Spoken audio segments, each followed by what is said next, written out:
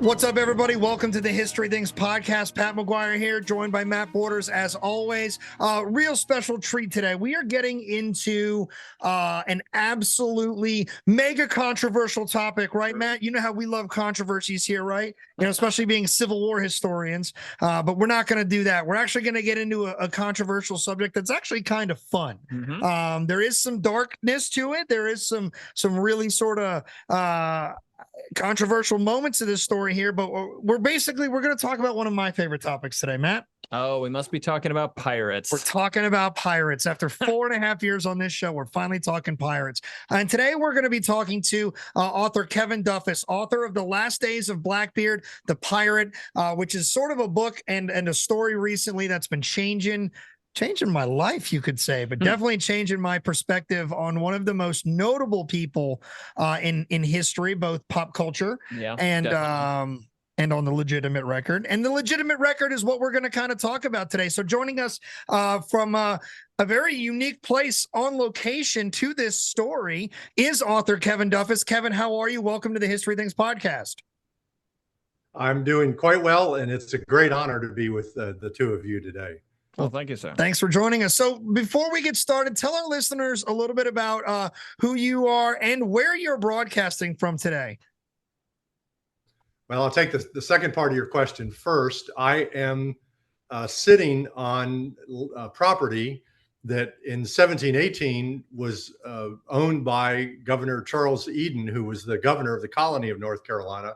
I'm looking out a window to my right, and I'm looking at land that was once the plantation of a sea captain who I hopefully will be talking about later today. I don't want to say too much about who he was. And then behind me out this other window is Bath Creek. And this, for a period of time, was the home of Blackbeard the Pirate. We definitely know for certain that he arrived here after wrecking the Queen Anne's Revenge in Beaufort Inlet on June 10th of 1718. But he eventually made his way here. It took about 3 weeks to get here, and he surrendered to the Governor Eden. And so this is a very historic spot. I get chills every time I look out on that creek and sort of transport myself in time back to 1718 and try to imagine seeing that very rakish Jamaica rig sloop adventure sailing into Bath Creek. Now, I have a great deal of history with Bath Creek because I went to high school about 35, 40 miles west of here in Greenville, where East Carolina University is. My father was a colonel in the Air Force, and we lived all around the world, but his last assignment was ROTC commander at East Carolina University. Now, the year before we moved to North Carolina from the Midwest, I had the opportunity to see the movie Blackbeard's Ghost. Starring Peter Ustinov and Dean Jones and Suzanne Plachette. It was a Disney movie. It first came out in 1968. Now, I was living in the Midwest near Kansas City at an Air Force base there. And, I had no idea we were going to be moving to Eastern North Carolina where all this Blackbeard history took place. So when my father informed the family, where we were going next, I looked on a map.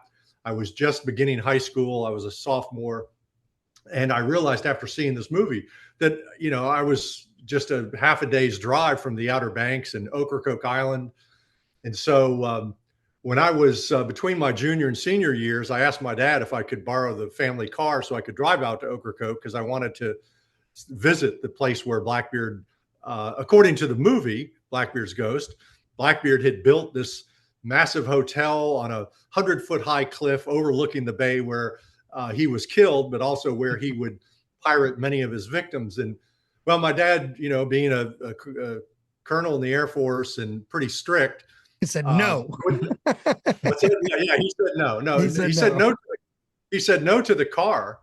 But I said, well, how about if I just ride my bicycle out there? Now, I had bought a 10-speed bicycle, and I think he must have admired my ambition and didn't want to discourage that. He said the condition was that I would have to enlist at least 2 friends to ride out there with me. He didn't want me to do it alone. That's smart. So that's in fact what we did. What a different time, Kevin. Your dad said, no, it's too dangerous to drive the car, but hear me out. Take 2 of your friends minimum and you can ride your bicycle which obviously is a much longer trip at that point. What a Right. different time. It took us 3 days to get to Ocracoke. We got to the Cape Hatteras Lighthouse in 2.5 days, but we and back then, of course, there was a 2-lane road all the way. Had to ride all the way up to Roanoke Island, Mandio, Nags Head, then down the Outer Banks. We rode into a headwind. You're familiar with Highway 12, so you know what that's like. And Oh, yeah.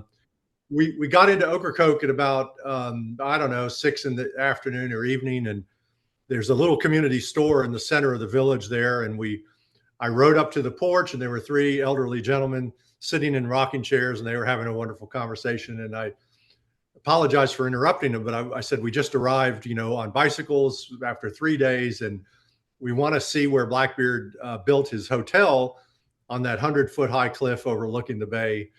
And they all 3, first they had these little grins on their faces, and then they busted out laughing. And one of them said with his hoy-toyed brogue, you're familiar with the hoy-toyders of the Outer Banks. He said, Oh, son, man, yeah. you come to the wrong place. He said, the highest place on this island is only 8 feet. And I went, Yeah. what do you mean? I just saw this movie. I mean, and so that was the beginning of my education that you shouldn't get your history from Hollywood. Oh, And, man, we're familiar. Civil War guys, right? We're Yeah. familiar. We know that's where half the people we talk to get their history from is Ted Turner. That's true.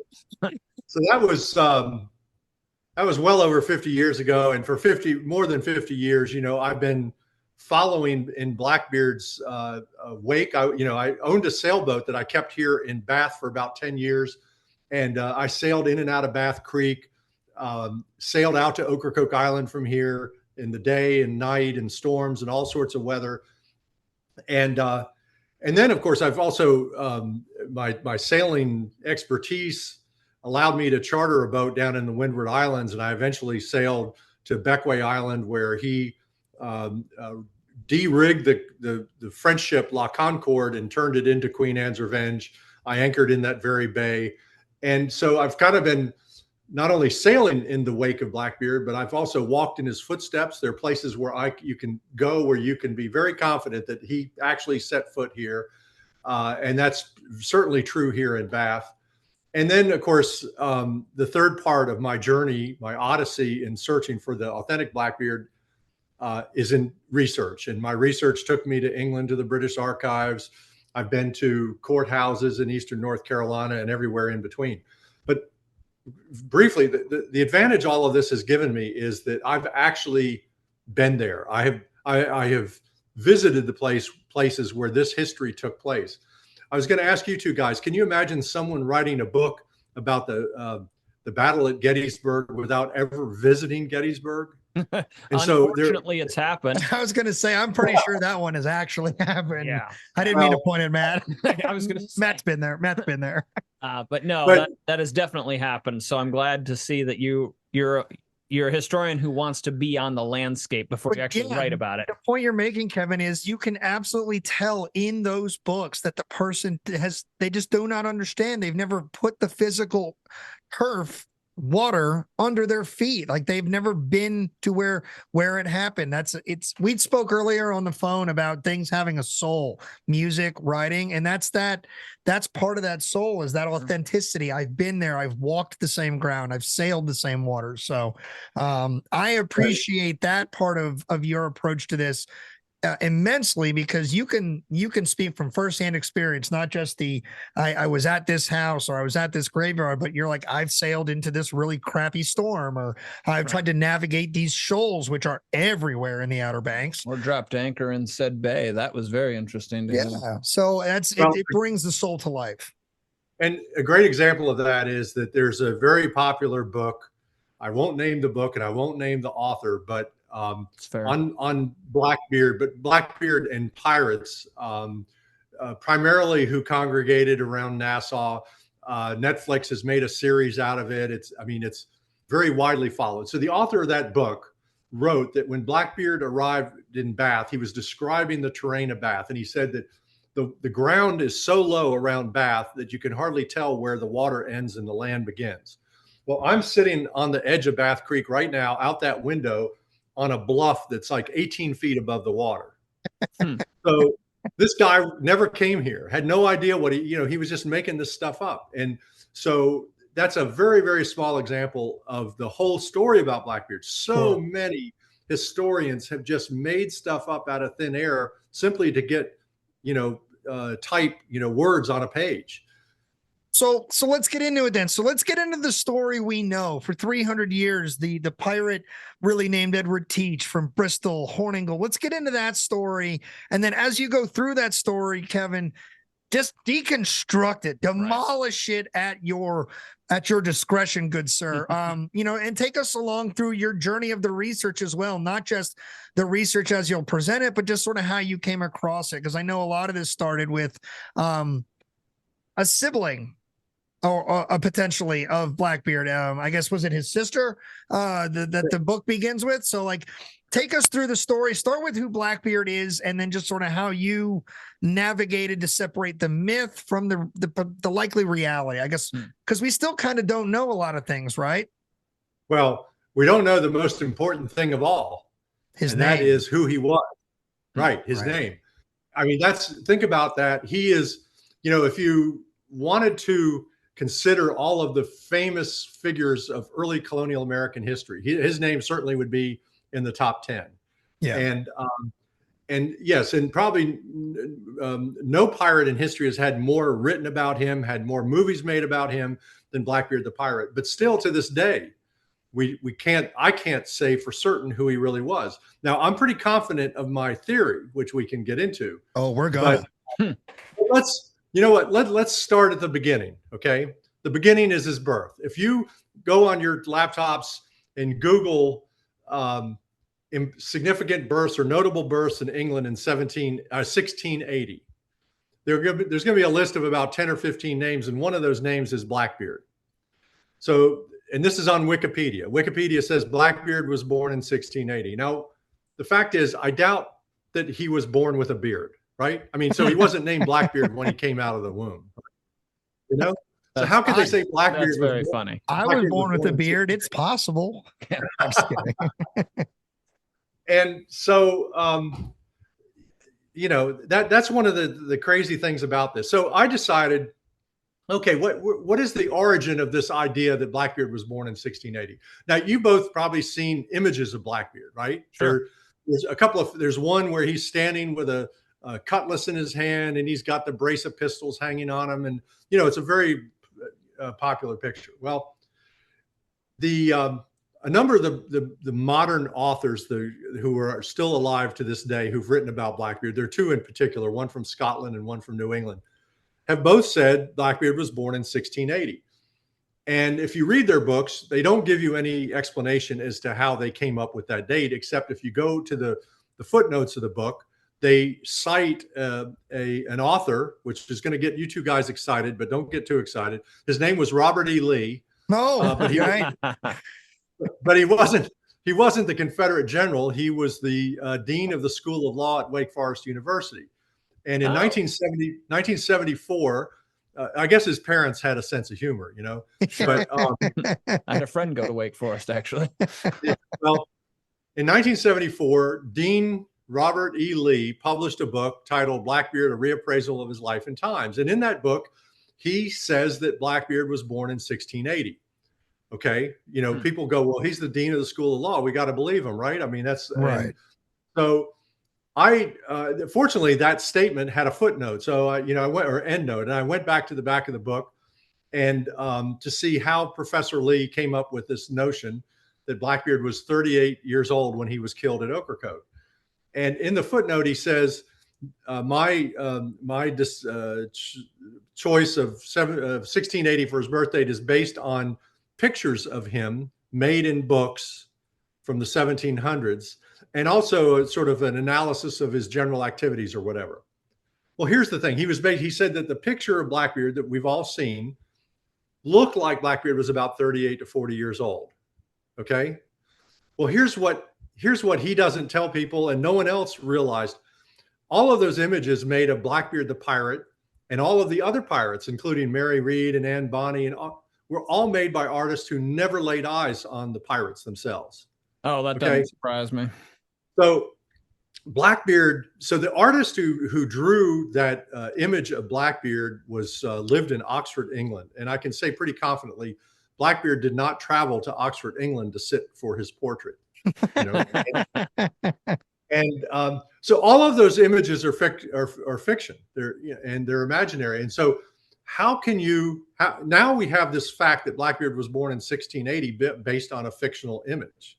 I mean, so that's again just a small example of all the things that are wrong. My brain is already just scratching at the fact that we had somebody cite another author who cited his own guesstimation on a picture that wasn't even authenticated. Like, we're 2 feet into the rabbit hole of this story, and that's already the theme. Like, this is going to unravel. I'm very excited. Well, and you asked, you wanted me to talk a little bit about the research project process. When I started this, the first thing I had to do was understand what everybody else had written about Blackbeard. And I knew that I was not going to write a book that was simply going to parrot the words of other authors. I wanted to write something based entirely on primary sources, but I needed to know where all the mistakes were made. And I've compared mistakes like the birth date of 1680 to historical kudzu. It's impossible to eradicate. Kudzu's this vine that smothers everything that it climbs on and wraps around, so that's what historical kudzu does. These myths and legends have completely smothered the true story and buried it. It's the true story about Blackbeard, which is enormously fascinating. It's much more interesting than the fictional version. I wish somebody would make a movie based on the true story, because then you get involved in politics and economics, and there are a lot of interesting facets that are totally ignored by a lot of these, especially academic historians. For some reason, when they decide to sit down and write a book about pirates, they completely abandon all of their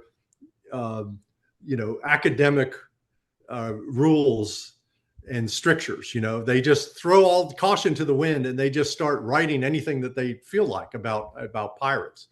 And I said this to Matt. I said this to Matt after I came across your story when I was listening to you as a guest on another podcast. I said, I feel like I personally have betrayed whatever unwritten oath we take as historians and public interpreters, because in my professional world, in Matt's professional world, we cite original sources. We do our best to get into the original documents and things like this. And with Blackbeard, I will admit, for my entire life, as much as I, air quotes for those who are not watching our YouTube version of this, who, like, as much as I know about Blackbeard, I've never actually once investigated a legitimate source the way I do for my job. Like, I've never looked into Blackbeard the way I should have. Sure. And the moment you were like, this is what we're going to do, I was like, I'm dumb.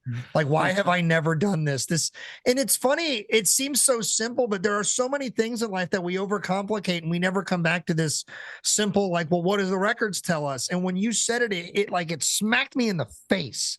I was like, wow, what do the records tell us? And then I learned, I don't know Blackbeard at all. Kevin, I'm curious what compelled you to make the leap from being a fan and somebody who's interested in the story and the history of Blackbeard to doing the extensive research that you're starting to lay out for us and actually writing the book. Because there, as you know, there's a world of difference between, hey, I enjoy reading about this, to, okay, now I'm going to write about this. Right. Well, Matt, I'm glad you asked me that, because Patrick had already mentioned what really got me started in this, and this was the legend of Blackbeard's sister. So this is going to go back to my high school days again, and this might have happened after my bicycle ride to the Outer Banks, but I was in the county library, and there was a book there. It was the earliest history of the county where I lived. It's called Pitt County, and in chapter 2 of that book, the author, and this book was published in 1911. And in chapter 2 of the book, the author started writing about how a woman named Susanna White lived on the banks of the Tar River. The Tar River is the extension of the Pamlico River, which is near where I'm sitting right now. It becomes the Tar River at the town of Washington as it heads up into the uplands. But so there was a woman named Susanna White who lived along the banks of the Tar River, and she was buried there. And the legend was that she was the sister of Blackbeard the pirate, and that in between his piratical odysseys, when he would take some time off to rest and relax and recuperate, he would go up and visit his sister. So this is written in this book in 1911. And then the author wrote, and he was a historian, wrote that it had not been too long before he published the book that treasure hunters had disturbed her grave, had gone up there and was digging all around looking for Blackbeard's treasure, as if he was going to bury it next to his sister's grave.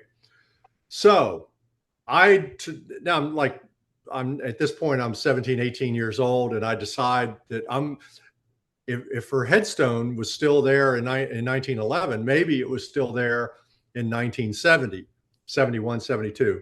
And so I decided to go look for it. Well, that wasn't an easy task because Eastern North Carolina is mostly swamps and briars. And then you have these biting flies and mosquitoes, and it's just in water moccasins. There are all sorts of things to have to look out for. But I had a rough geographic starting point. And so I began my search there. It took the better part of a day, but I eventually, in fact, in my book, I write about this because I tripped and fell.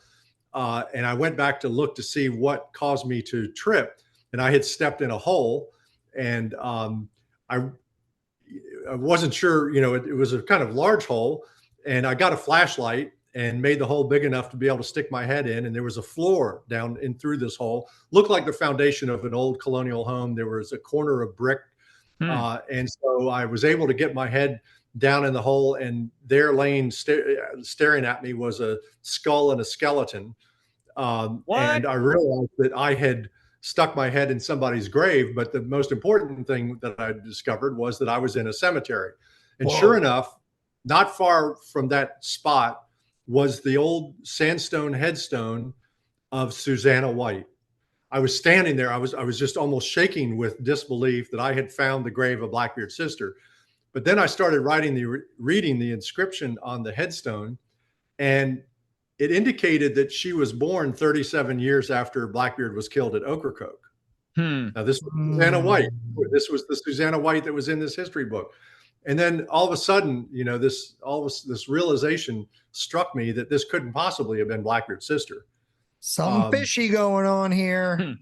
But I subtitled my book, "Within Every Legend Lies a Grain of Truth." Even then, at that age, I was that young, I realized that there had to have been something that caused folklore or legend to connect this woman with the pirate Blackbeard. It took me 37 or more years to finally solve that mystery. And in my book, in fact, I had already written 2/3 of the book, and I was continuing to do research.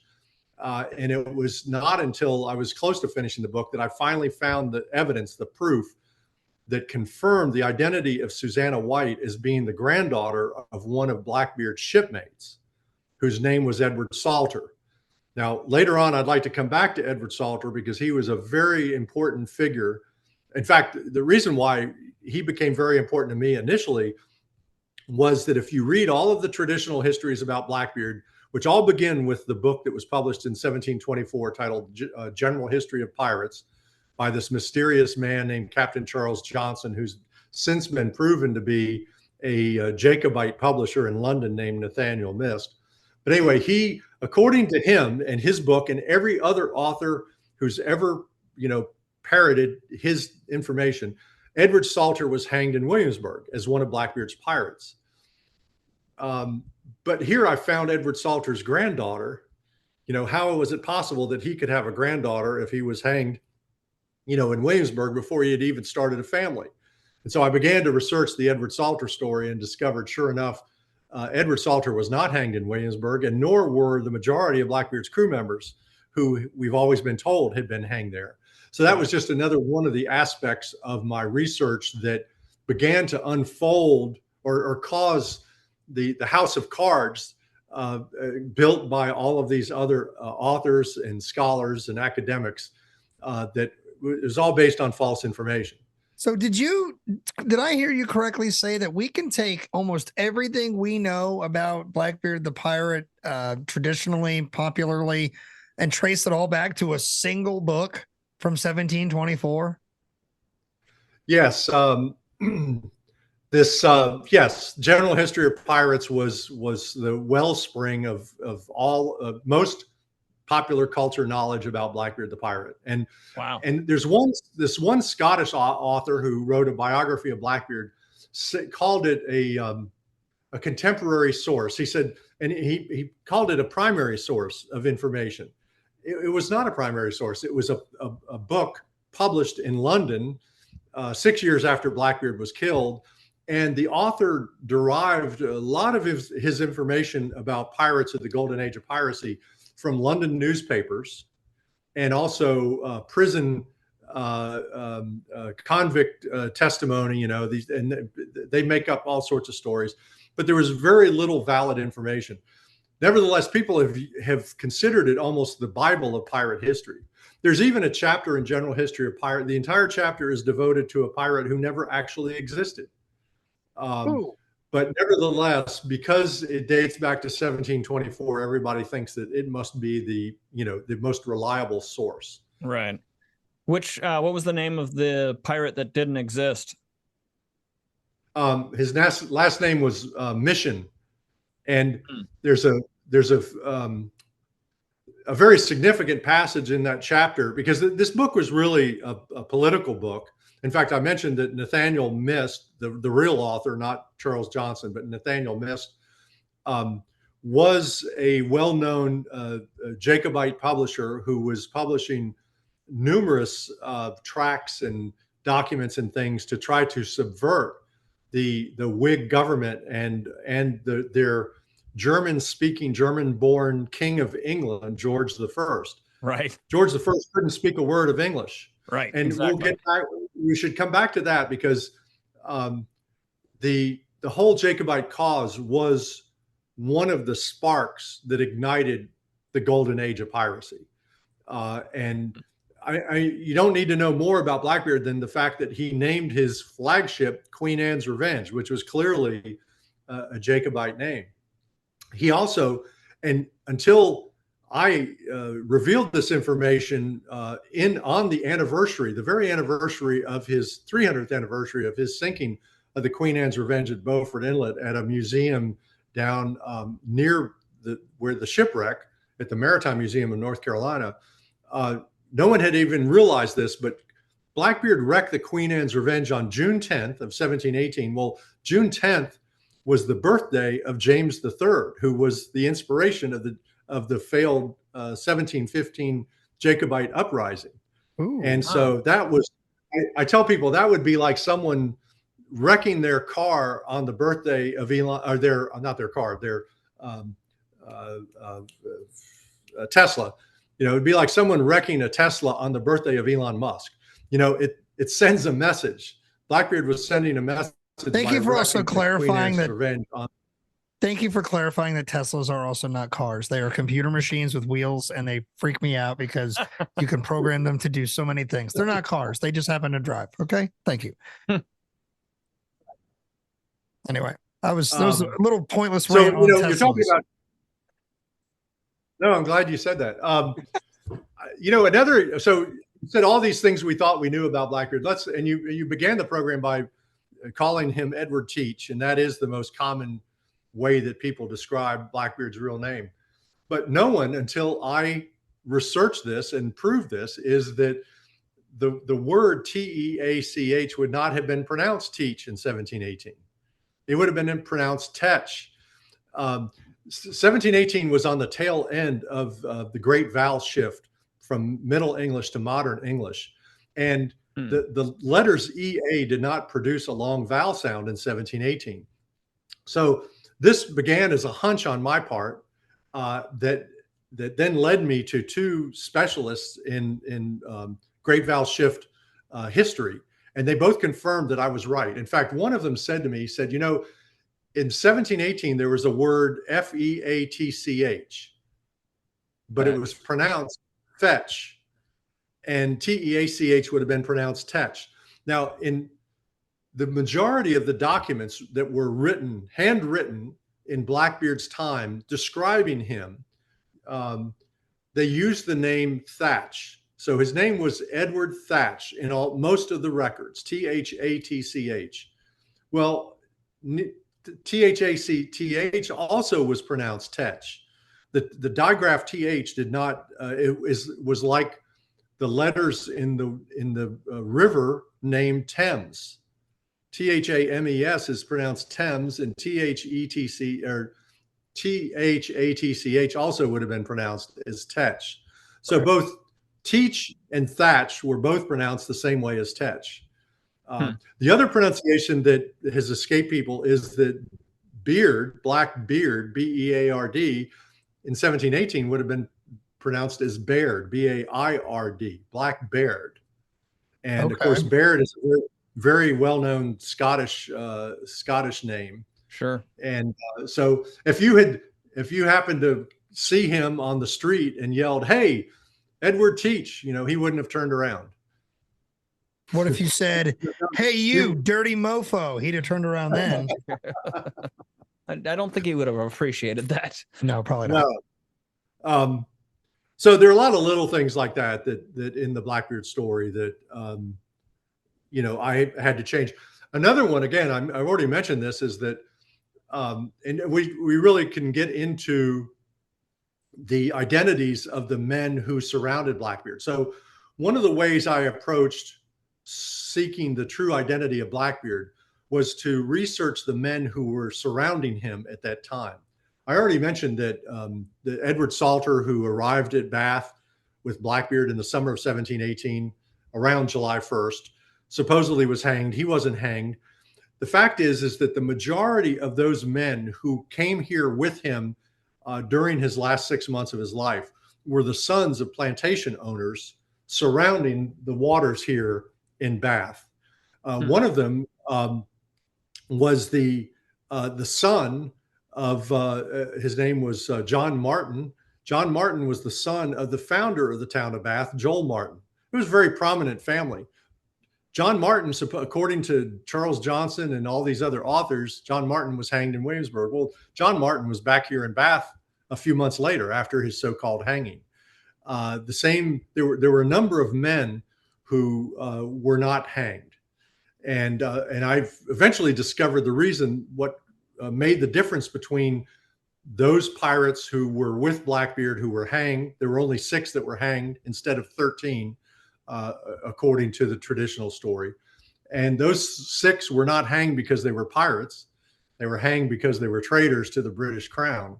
And so I was the first really to be able to analyze and decipher these differences. But the most important fact is you have this man, Edward Teach. We'll just call him Edward Teach, even though that's not correct, who's supposedly from Bristol, England, right? He's from Bristol, England.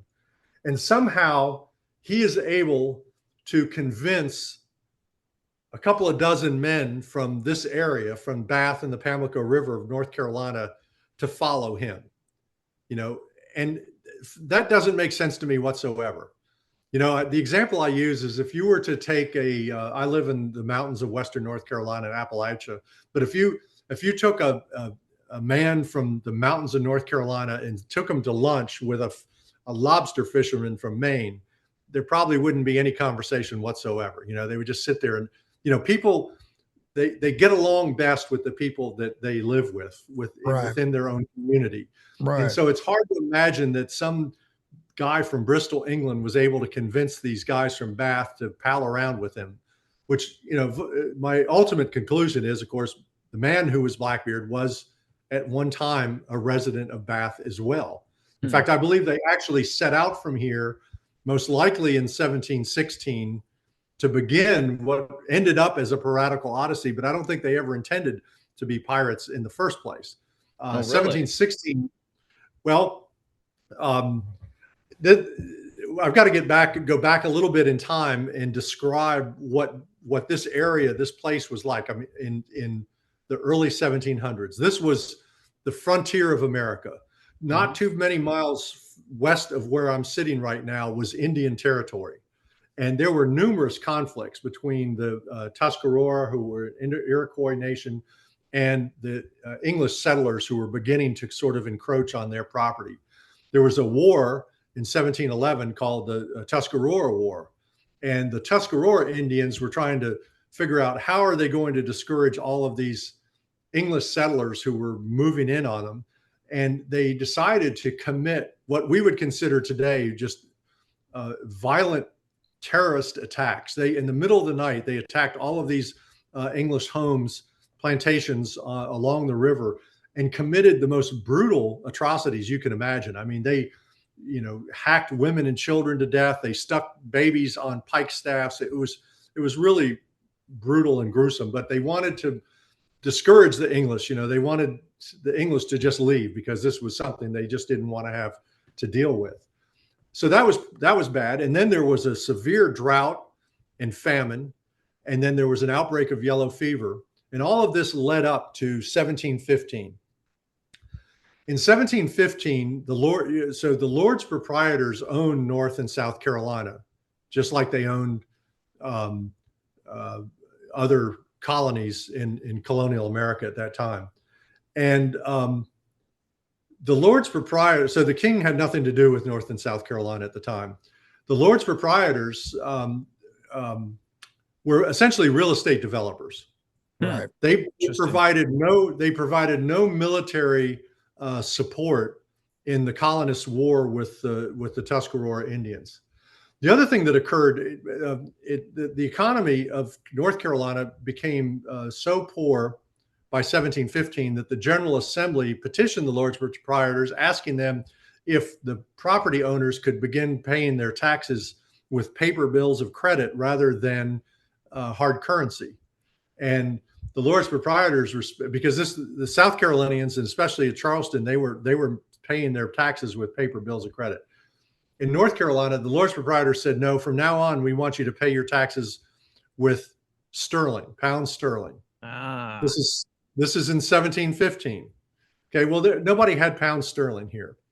But at that same time, at the end of July of 1715, there was two Spanish fleets converged at Havana and started making their return to Spain. There were 11 ships heavily laden with treasure, gold, silver, jewels from South America, and they got caught in a hurricane, and they were all wrecked on the central coast of Florida, not far from where Vero Beach is today.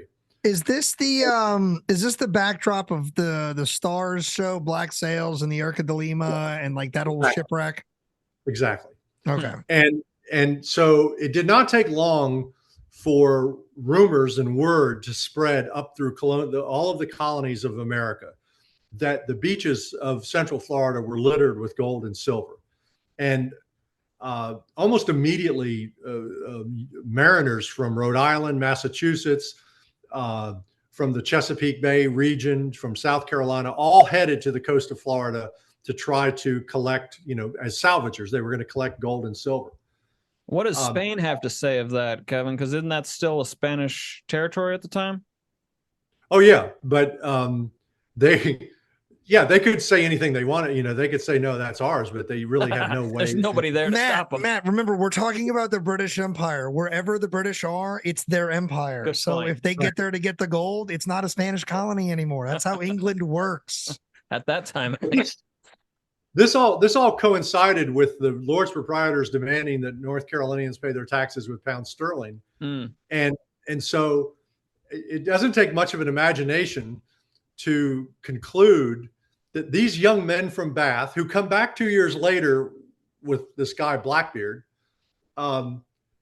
must have left here in 1716. That's in December of 1716 is when the man Edward Teach, or Thatch, I prefer Thatch because that's how it was spelled in the records.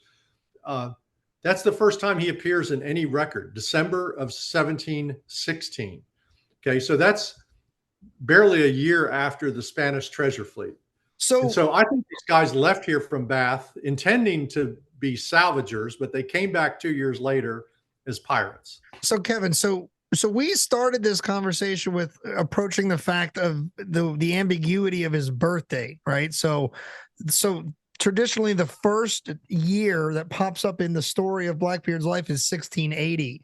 But you just said the first time he shows up on a historical record at all, it's already 1716.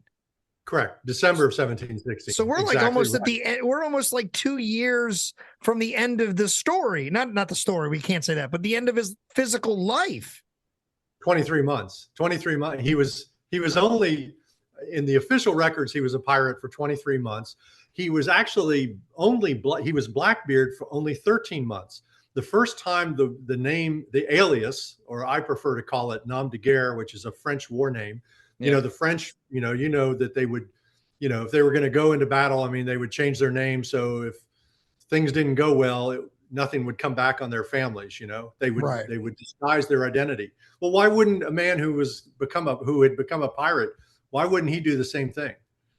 I mean, everybody thinks my name is actually Pat McGuire. So, I mean, I understand that completely. Everybody out there listening to the show for 4 years has thought that's my name, but joke's on you. Right. And there's a special little catch to the name Blackbeard that I hope we can come back to.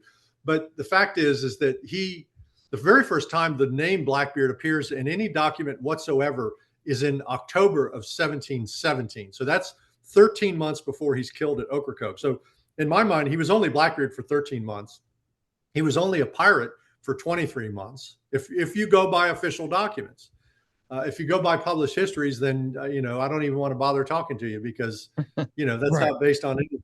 Well, let's go to that original document then. So in 1716, he shows up where? And what's the context of that he shows up in? So he was in the Windward Passage, which is the channel or body of water between what is now Haiti and Cuba. And it was in the middle of the night. So there was a deposition filed by a merchant captain named Henry Timberlake. And he filed this deposition in Jamaica. But he said, I think it was around December 13th in the middle of the night, he was first pirated by Benjamin Hornigold, who was a pretty well-known, he was kind of considered the leader of all the pirates in Nassau for a time. And so Henry Timberlake's vessel was a brigantine, was stopped for a few hours by Benjamin Hornigold and was pirated.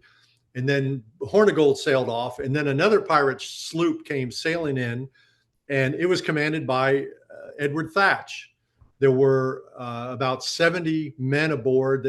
Supposedly he had 6 guns, cannon or guns mounted aboard. And he spent a couple of hours pirating poor Henry Timberlake.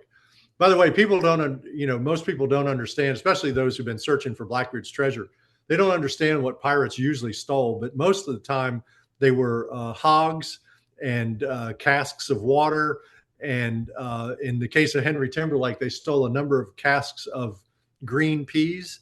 It was mostly food and clothing, navigational instruments, charts, things like that. It wasn't gold or silver. None of that sounds like gold and rum. Like none of that sounds like that. That's what's happening right now. Believe me, if you had any rum on board your ship, they would steal that. And there were occasions where they would steal it. But the funny thing about the pop culture Hollywood notion that pirates were drunk, and the fact is, if you've ever been at sea in a vessel of any size, and their vessels were fairly small, sloops would be 60, 70, 80 feet long. If you're out there and you get caught in a storm, you don't want everybody to be drunk. Okay. I mean, the fact is that pirates had very strict rules about drinking on board because everybody had to have their wits about themselves and had to be able to manage the ship in heavy seas and storms and things like that. So the whole notion that pirates were, drunk all the time doesn't make any sense whatsoever. Well, that's the Disney version that I remember I told you I like both versions of pirates. I like the Hollywood/Disney version and then the reality. Because, as you're talking, I'm like, all I want to do is quote Jack Sparrow and say things like, well, clearly you've never been to Singapore or like Tortuga, right? But what am I doing is I'm thinking of Hollywood's portrayal of stereotypical pirates, which ridiculous. I also, just for context, recently came back from vacation. My wife and I did take a trip down to Ocracoke Island, and on the way back, we were on the ferry, and I've been on this ferry beyond dozens of times in my life. And this was the first time ever I got caught in a pretty rip-roaring thunderstorm. So it churned up the water a good bit. And I, sitting in my truck in water that was probably 10 feet deep max, I was like, man, I'm about to lose my lunch. I couldn't imagine being hammered on a ship in any sea conditions. So I bet you pirates weren't drunk at all, just based on the fact that without evidence, that would suck. That would just straight suck. Well, as I mentioned, I've spent a lot of time on small sailboats, racing them. I mean, when I say small, like 50 feet or less, but and I've been out at sea for a couple of weeks at a time, and I can tell you that you've always heard about drunken sailors, and drunken pirates or whatever, and they kind of weave and wobble when they come ashore. But you don't have to be drunk for that to happen, because if you've been at sea for a couple of weeks and you step on dry land, you're wobbling, you're weaving all over the place, and has nothing to do. I was on a train for a day, and I couldn't feel my legs normally for an entire day afterwards. So yeah, what you're saying drives. What do the kids say now? That tracks. Something like that. That tracks. We have to be hip for our younger audience sometimes. That tracks. Now, we do see that even on some of the larger ferries on the Great Lakes. You get off those afterwards, you're like, oh, okay, steady ground. So right, yeah. And try taking a shower after you've been on a boat for a week or more. Right. For some reason that even accentuates it even more. You were talking about the notion of pirates being these bad guys. Blackbeard was supposedly the most ruthless. If you pay attention to National Geographic, for example, they once wrote or published that if Blackbeard coveted a ring on a man's finger and the guy wouldn't surrender it, Blackbeard would simply chop his fingers off. Okay, right. Just chop them off. And so Blackbeard has been sort of sort of portrayed as this murdering, raping villain. But the very odd thing about this is that there are children's amusement parks named for Blackbeard. It's weird. There are restaurants named for Blackbeard. There are, having an amusement park for kids named after Blackbeard. It would be like in Boston, naming a hotel after the Boston Strangler. Who would want to go stay at the Boston Strangler Hotel, right? I don't know. I mean, people in New England are weird. They do go to the Lizzie Borden house, and they do stay in the Lizzie Borden house. Well, that's a really good example, though. Would you deposit your money at a Bonnie and Clyde savings and loan in Kansas City, for example? Here's my favorite example. Would you go have lunch at a Jeffrey Dahmer cafe in Milwaukee? Oh, no, no. No, but there are parents who can't wait to take their kids to the Blackbeard amusement park. I would have loved as a kid. I would have, not even as a kid, even now, take me to the Blackbeard amusement park. Oh yeah, you would definitely. It's probably still got awesome rides, weird context, but great rides. Kevin, I'm curious, since we're on the topic of piracy and the quote unquote treasures of piracy and the realities of that being more supply based and things, there's also a lot of commentary that's been made about pirates in the slave trade, either taking off enslaved individuals and reselling them or freeing them and utilizing them as part of the crew. And I've read a bit of both. What is your take on that? I'm so glad you brought this up. We talked about this literally this morning.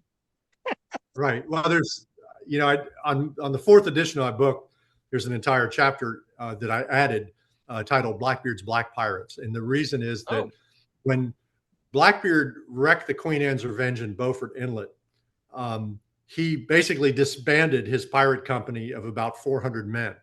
I compared it to a corporation, filing for bankruptcy. Blackbeard gave pink slips to about 230 of the men who were serving with him. And we have a lot of details that have survived because a number of these men who Blackbeard got rid of ended up with the Stede Bonnet pirate crew, who were eventually captured in the Cape Fear River and taken to Charleston and put on trial. And the trial records of Stede Bonnet's crew in Charleston are very detailed. And one of the men who was a part of that group was named David Harriet, and David Harriet filed a deposition in Charleston that is very useful in terms of our research. He said that when Blackbeard departed from Beaufort Inlet, so he tricked Stede Bonnet. In fact, he told Stede Bonnet to come up here to Bath to see if the governor was around and if the governor was willing to give them a pardon on behalf of the king. And while Stede was gone, Stede took his closest, most trusted officers with him. While they were gone, then Blackbeard tricked everyone else, forced them, he wrecked the Queen Anne's Revenge on purpose, and then forced a number of these pirates ashore, basically marooned them on an island about a mile away. And then he quickly reorganized his pirate crew so that when he departed from Beaufort Inlet after this week of treachery, he departed with, according to David Harriet, 40 white men and 60 black men on this sloop that he had stolen from Havana. It was a Spanish sloop that he renamed Adventure. And this was the sloop that he was killed on out at Ocracoke. So they sailed away from Beaufort Inlet and made their way here to Bath. They went around Cape Lookout, up the Atlantic Ocean, and entered at Ocracoke Inlet, sailed across Pamlico Sound, up the Pamlico River.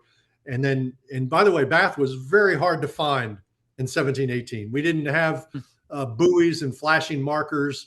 You didn't have navigational charts. And so you really had to know where you're going to be able to find Bath Creek, because it's a sudden right turn that's disguised by forests. And so, but they knew where they were going and they came here. Now, other pirate historians have waxed lyrical about the racial diversity of Blackbeard's crew, that 6 out of 10 of his pirates were of African origin. And a lot of this was publicized, I don't know, about 15, 20 years ago, when this gentleman from New England, Barry Clifford, had developed his discovery of the ship Witta, which was Sam Bellamy's pirate ship that wrecked on Cape Cod. And Barry Clifford convinced the National Geographic to invest in this traveling exhibit called Real Pirates. And Barry Clifford and his historian began to spin this tale about they wanted to cast pirates in a more enlightened racial diversity light, to kind of make this traveling exhibit more welcome in various communities across the United States. And so they started spinning this story that pirates freed African-American slaves after capturing them, and said that nearly all of black men on pirate ships were free and equal and even had voting rights on the crew. And even before I began to research the true status of Blackbeard's black shipmates, none of this really rang true. It really didn't make sense to me. Sure. And so I began to search what happened here at Bath shortly after Blackbeard arrived on July 1st. And what I discovered was that vast tracts of land, entire plantations, were being sold to men whose names had not appeared in the records locally until the summer of 1718. Tracts of land being sold for the price only of slaves. So there was a plantation just east of Bath. I think it was 300 acres, was sold for the price of 2 slaves. That's the only consideration that transpired between the buyer and the seller. 2 slaves. The property that I'm on now, I mentioned that this was formerly owned by Governor Charles Eden. This was a 400-acre plantation that had a large house that actually was described as a palace, but that was a palace in 1718 terms. But this is where the governor lived for 2 years. It's a significant part of the Blackbeard story, because legend said that the governor had a tunnel that led from the shoreline into the basement of his palace, where Blackbeard would sneak, stolen, treasure through this tunnel so that he wouldn't be detected. And we'll come back to that. That, there was some validity to that, but it wasn't a tunnel. But anyway, this property, this 400-acre plantation, 6 weeks after Blackbeard arrived here in Bath, was sold for the price of 3 slaves. I even know their names. Their names were Barsu, Lawrence, and John. And those 3 slaves, those men, were the only consideration passed from the buyer to the seller. And so the more I researched this, I realized that those 60 slaves that were on Blackbeard's ship weren't free men at all. All of them were considered commodity. And so I eventually, my research allowed me to identify 20 of the 60 men by name. I was able to identify, and you would think slave names, you know, from more than 300 years ago would be hard to figure out or track down. But still, that left us 40. There were 40 slaves that don't appear in the records whatsoever. By the way, Governor Eden, who had already sold this property here, was found in possession of 6 slaves from Blackbeard's crew. Blackbeard's advisor and mentor, this man named Tobias Knight, had 2 slaves from Blackbeard's 60 slaves. So a number of these slaves simply were assimilated into the plantation society of Bath Creek and the Pamlico region. And so there wasn't a transaction that resulted in those names going into the deeds and estate inventories of the county. That's where I was able to track down and identify a number of these men, was by researching the county records. You know, the pirate historians might go to the British archives, but they didn't bother to go to the extra trouble of researching county records, where there's a lot of detailed information you can find in county sources. Absolutely. So I was able to, and then I started researching the claims by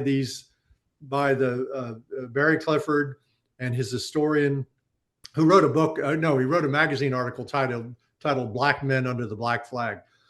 He told a story about how there were some black men that were captured or that were aboard a pirate ship off the coast of Virginia. And in the article, he said that those black men were liberated by Sam Bellamy and his pirates. Well, I found the original deposition by the captain who lost those slaves, and he never said liberated. He said that they were taken from me. The black men were taken from me. So this was an example. They purposely reworded the history to fit this new social interpretation that was going to make pirates seem, you know, like better people. Interesting. Well, it's an important topic because it's a huge part of the modern pop culture story. I mean, visually, it's neat to see, but when you look at any of the Pirates of the Caribbean movies or the Black Sail series or any number of other modern productions, African Americans are prominently featured in their crews, which is super cool as far as just the diversity of seeing yourself portrayed in art. However, the context of it is slightly grimmer, right? Than the reality, I guess. Than the art that we're seeing. So, when we talked about this in pre-production, I said that, you know, we're not afraid of controversy, and if it's something that can be backed up, and this is something that is, as you just laid out for us, you can follow the evidence of this. Now, to get myself back into this, so in 1716. When he shows up on the record, it's for the very first time, he has just robbed the pants off of a guy near Cuba.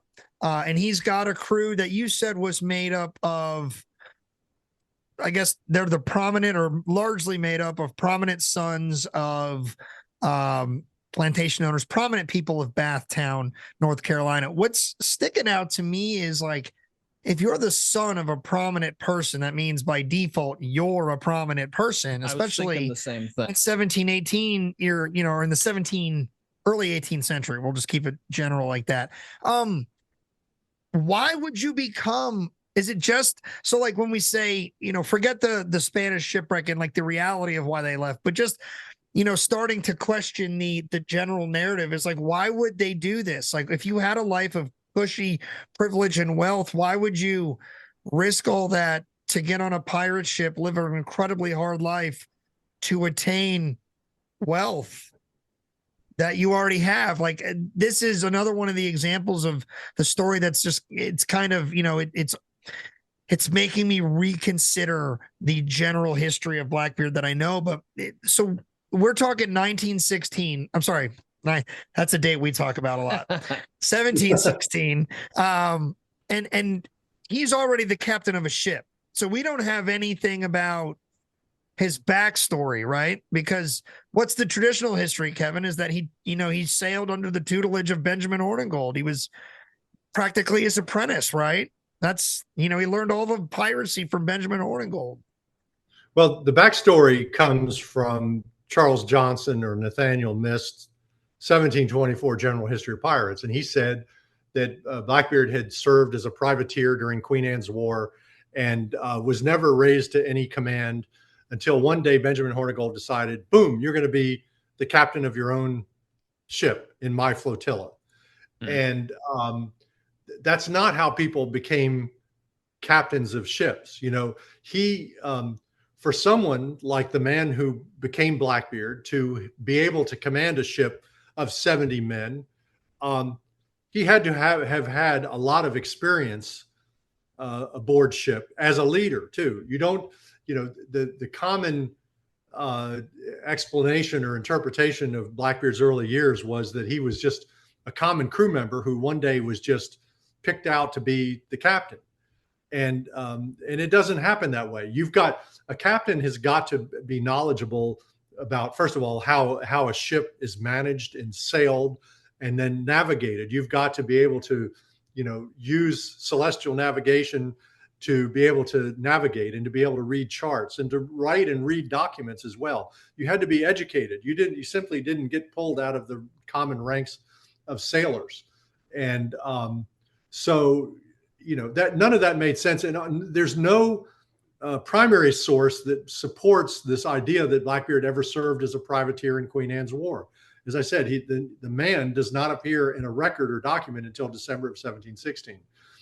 My theory is that he was actually the son of a sea captain who learned the trade of sailing a merchant ship under his father's tutelage.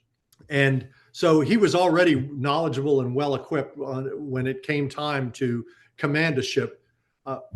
In my interpretation, I said that I believe these guys, this inner circle of men who became pirates, didn't intend to become pirates. They left here in probably the summer of 1716, just like everybody else did, to head to the coast of Florida to recover gold and silver from the beaches. They were salvagers. A key member of Blackbeard's crew was this African-American named Caesar. And there's a lot of information I can share about Caesar, but Caesar, I've since proven, was here in Bath in 1716 and was a slave, was owned by Tobias Knight, who was Blackbeard's mentor. Well, 2 years later, Caesar comes back to North Carolina aboard the Queen Anne's Revenge.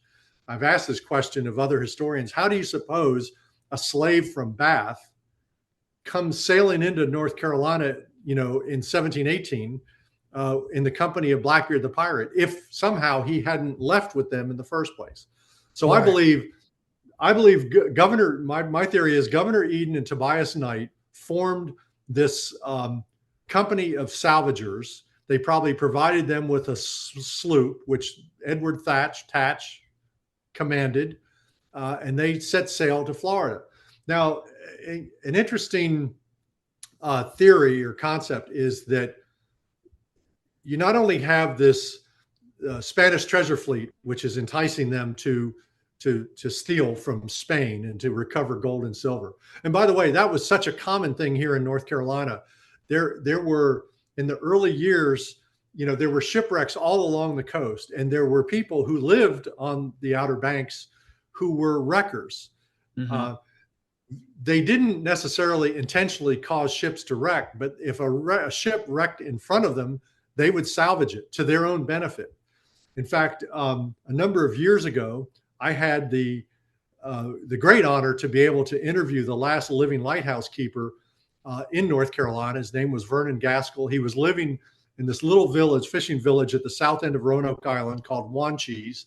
Now, he had been the keeper of the Body Island Lighthouse for 20 years, from 1920 to 1940. And before I went to interview him, I did a little research and discovered that the four-masted schooner Laura Barnes wrecked on the beach right in front of the lighthouse. So I'm in this man's house in Wanchese. Okay, Body Island is across the water. And I asked him, I said, Mr. Gaskell, tell me about the night the Laura Barnes came ashore. I said, you were a lighthouse keeper. That must have been a great disappointment that you and your lighthouse were unable to prevent the shipwreck. Well, I was expecting to see a little tear come from his eye. And instead, all of a sudden he broke out into this grin. And he said, yeah, son, he said, as a matter of fact, he said, I'll tell you about the Laura Barnes. He said, as a matter of fact, you're sitting in her.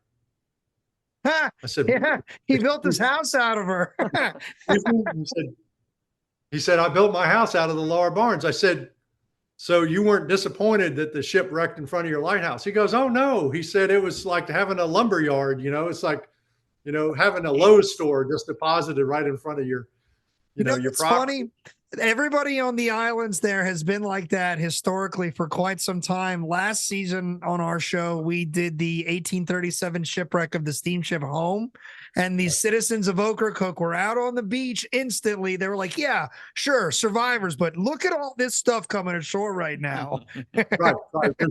There's an old saying, I don't know if it's true or not, but my friend David Stick, the Outer Banks author, told me this. He said, it was said that down on Ocracoke that pallbearers would drop a casket if they heard somebody shout "ship ashore." Yeah, on the way to the cemetery, they would just drop the casket and they would head out to the beach. There's another funny story. That's brutal. So we're going to get back to pirates. I mean, this is the pirate mentality. But it was really, I think it was in 2006. A container ship was passing the Outer Banks, and I've always wondered, you've seen pictures of these container ships with these containers stacked, way up above the deck. And you wonder, well, if they get into heavy weather, how do those containers stay up there? Well, sometimes they don't. Right. And in 2006, a container ship was passing Hatteras Island. The container rolled off. It floated for a few days, but eventually washed up south of the Cape between Frisco and Hatteras Village, washed up on the beach. So here's this huge container. Somebody found it and they decided they wanted to know what was inside. It had, the doors were chained together, but he was able to break the chain and the doors opened. And inside were 10,000 bags of nacho cheese and Cool Ranch Doritos. That's right. And Matt was telling me about this story. The beach was littered, and within 15, 20 minutes, Highway 12 was jammed with cars and people just parking on the side of the road and running over and gathering up as many bags of Doritos that they could get. Well, this was simply, history does in fact repeat itself. This was history repeating itself, but instead of gold and silver, it was, gold Doritos.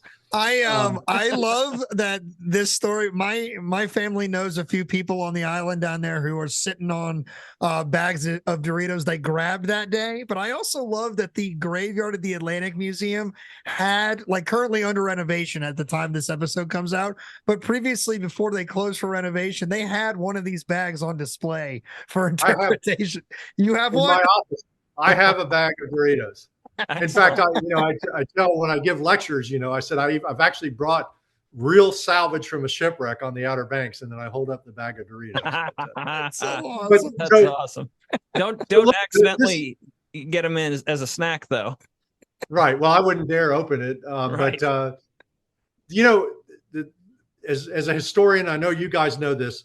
One thing that has never changed throughout recorded history, and let's say recorded history's 7,000 years. Sure. Going back to Mesopotamia. The fact is, the one thing that has never changed throughout recorded history is human nature. Human nature never changes. And so the things that motivate us today motivated men who became pirates and people, even well beyond that. So basically, they're looking out for themselves, but also for their families. The other thing that was driving, I said there were two sparks that ignited the golden age of piracy, and one was the wreck of the Spanish treasure fleet, but the other one was the failed uprising of the Jacobites in 1715. Both of those events happened in the same year, 1715. The treasure wrecks, the Jacobite uprising. There were a lot of people from England who were very upset that that their new king was this German-speaking guy from Germany. that England could not come up, and they were also very disappointed that the Stuart dynasty that had reigned for so many years was not sustained and carried on. So that was the whole idea behind trying to restore James III to the throne of England. So there were a number of pirates who were motivated by this politics. And I can compare this to our modern world in that there are a number of people who think of themselves as being disaffected, especially in America, but whose political candidate may have lost, and they may not have thought that loss was fair. Just like how George the First was put on the throne of England, they didn't think that was fair, right? That they were, forced into this. So that sort of mentality. I'm just talking about human nature. I'm not trying to talk. Yeah. We're But with you. there were a number of people, these mariners, who were really pissed off at England. And so what do? They go, and there was also no law enforcement. Okay. There's absolutely no law enforcement. And so they first start by stealing Spanish gold from the beaches. Well, that wasn't so hard. Now, there's a ship over there. Let's just scare them to death and force them to stop, and we'll just see what they have that we can take. And there's no threat or fear of, again, law enforcement or retribution. They can do these things. And so there are also times here in America where there's this sort of contagion mentality where someone breaks into a store and other people see that and they go, well, I can do that too. And it just creates this mob scene. And if there's no deterrent, then more and more people do that. Well, that's what piracy was all about, and more and more people got involved. It started with just a few. Probably at the peak, the golden age of piracy, there might have been 2,500 men who had been pirates during, let's say, between 1716 and 1726 or so, which is when it's considered to have ended. Once some of these pirates were being captured and hanged, that then began to discourage a number of these men. I know when Blackbeard arrived here in Bath, as I said, there were 40 white men on his crew. 5 months later, out at Ocracoke, he was down to 18. There were 18 men that were with him in the Battle of Ocracoke. All 18 of those white men that were with him were the sons of plantation owners from Bath. And I want to get back to my argument that a man from Bristol, England, is not going to get into a life or death battle surrounded by guys he didn't know, and those men didn't really know him. They had to have had some sort of bond to be able to trust each other, right? And to be able to fight alongside each other to the death. 100%. There has to be. Now, you mentioned that in your research journey, it took you to the British Archives. So you went to England. When you were over there, did you find any record of Thatch's existence at all in England, in Bristol? Since that is the traditional narrative, is that he is a outright Englishman, right? Not the way that we American colonists were Englishmen, but he is an Englishman from the island. Did you find anything that supports that evidence when you were there? No, but first of all,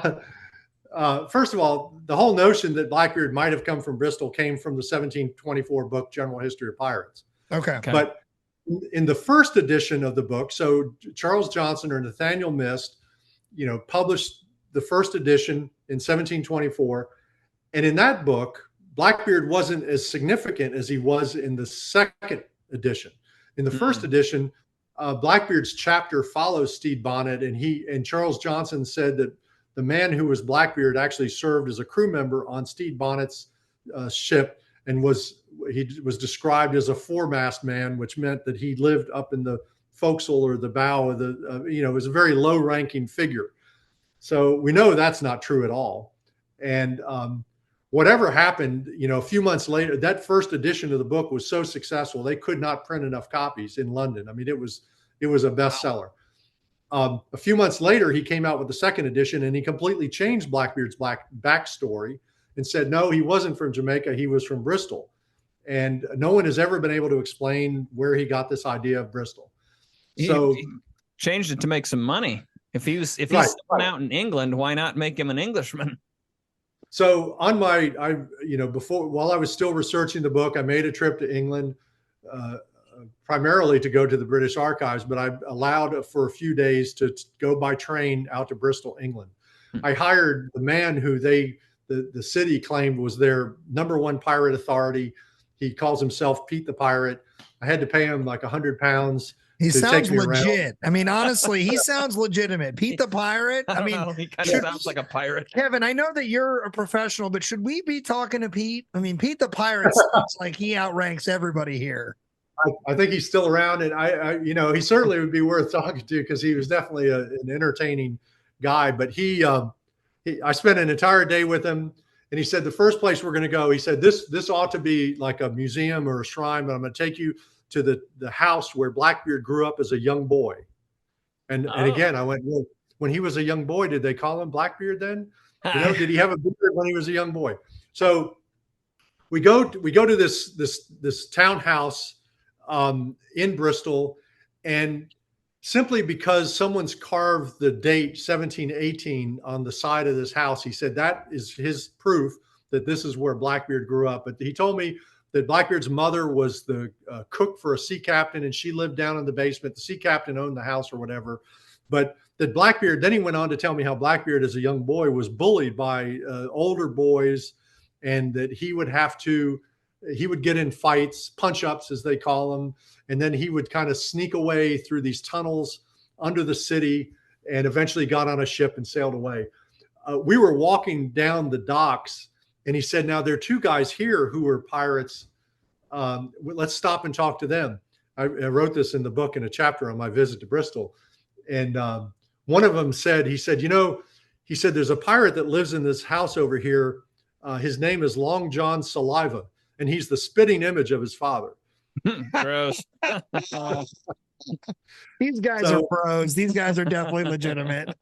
So we visited a number of pubs that supposedly Blackbeard hung out in, and but I said, but when are we going to see the proof that Blackbeard actually lived here? And he goes, well, you'll have to come back for that. We don't have time for that right now, So they have absolutely, the city makes a lot of money because of their connections to Blackbeard, but I don't think the man who was, Blackbeard was ever there. There's also a new theory that's evolved. It was sort of developed by a graduate student at East Carolina University, and that supposedly the man who was Blackbeard actually came from Jamaica. So, I mean, it was Charles Johnson who originally said that he may have come from Jamaica, and there have been other suggestions that there were connections there. But this student developed this idea that Blackbeard was actually an aristocrat who owned a plantation, who owned a number of slaves, but he was a very respected, community-minded figure and attended church every Sunday. But he was also Blackbeard the pirate. And I had to debate him back in 2018 on the 300th anniversary. And I said, well, can you tell me if Blackbeard was from Jamaica and he had a family in Jamaica and slaves, why did he not a single time during his career as a pirate visit Jamaica? Because we have a very detailed timeline of where Blackbeard was based on depositions and so forth. Not once did he ever land in Jamaica. And after he captured the Queen Anne's Revenge and had the 60 fittest, strongest, healthiest slaves from the French slave ship Concorde, he then sailed past Jamaica, sailed past Nassau, sailed past Charleston, brought them all the way up here to this tiny little village of Bath. I mean, there were about 12 houses in Bath at the time. And I asked him, why didn't he take these slaves? If he owned a plantation in Jamaica, why didn't he take the slaves to Jamaica and sell them there? The governor of South Carolina, when Blackbeard blockaded the port of Charleston, offered Blackbeard a pardon if he would sail in and surrender. And they could have sold their slaves in Charleston for a much higher price than whatever price they might have raised here in Bath. Nobody could ever answer that question. Why was he so determined to bring the slaves here to this little village of Bath? And the answer is that this is where all their connections were. So, Kevin, this is illustrating one of the I guess approaches that stuck out to me. I guess really struck a chord is in in lieu of being able to just have original documents left and right, because obviously this story does exist so long ago, and individual records are hard to keep, you started following the patterns of behavior that were able to be documented and verified on Blackbeard. And that's super important, because what you're talking about is, going way out of your way to visit a town that, nobody's going to go to. There's got to be a reason. You're talking about being surrounded by people who have, not to generalize too much, but like cushy lives. They're the sons of prominent people. So like, why are they there? There's a whole lot. When I said to our listeners that this is a story that is far more complex than maybe even we'll understand it in our lifetime and through the work that you'll be able to do. Like, it's just, there is something about this story that does not jive if you hold it up next to the traditional. I'm sorry, if you hold up what you're presenting next to the traditional story suddenly is built like, what'd you call it earlier? It's like a house of cards. It's so apt, because every time we look at something, it starts to just come down a bit. So in 1716, he robs this ship, and then does he just go on this blitz?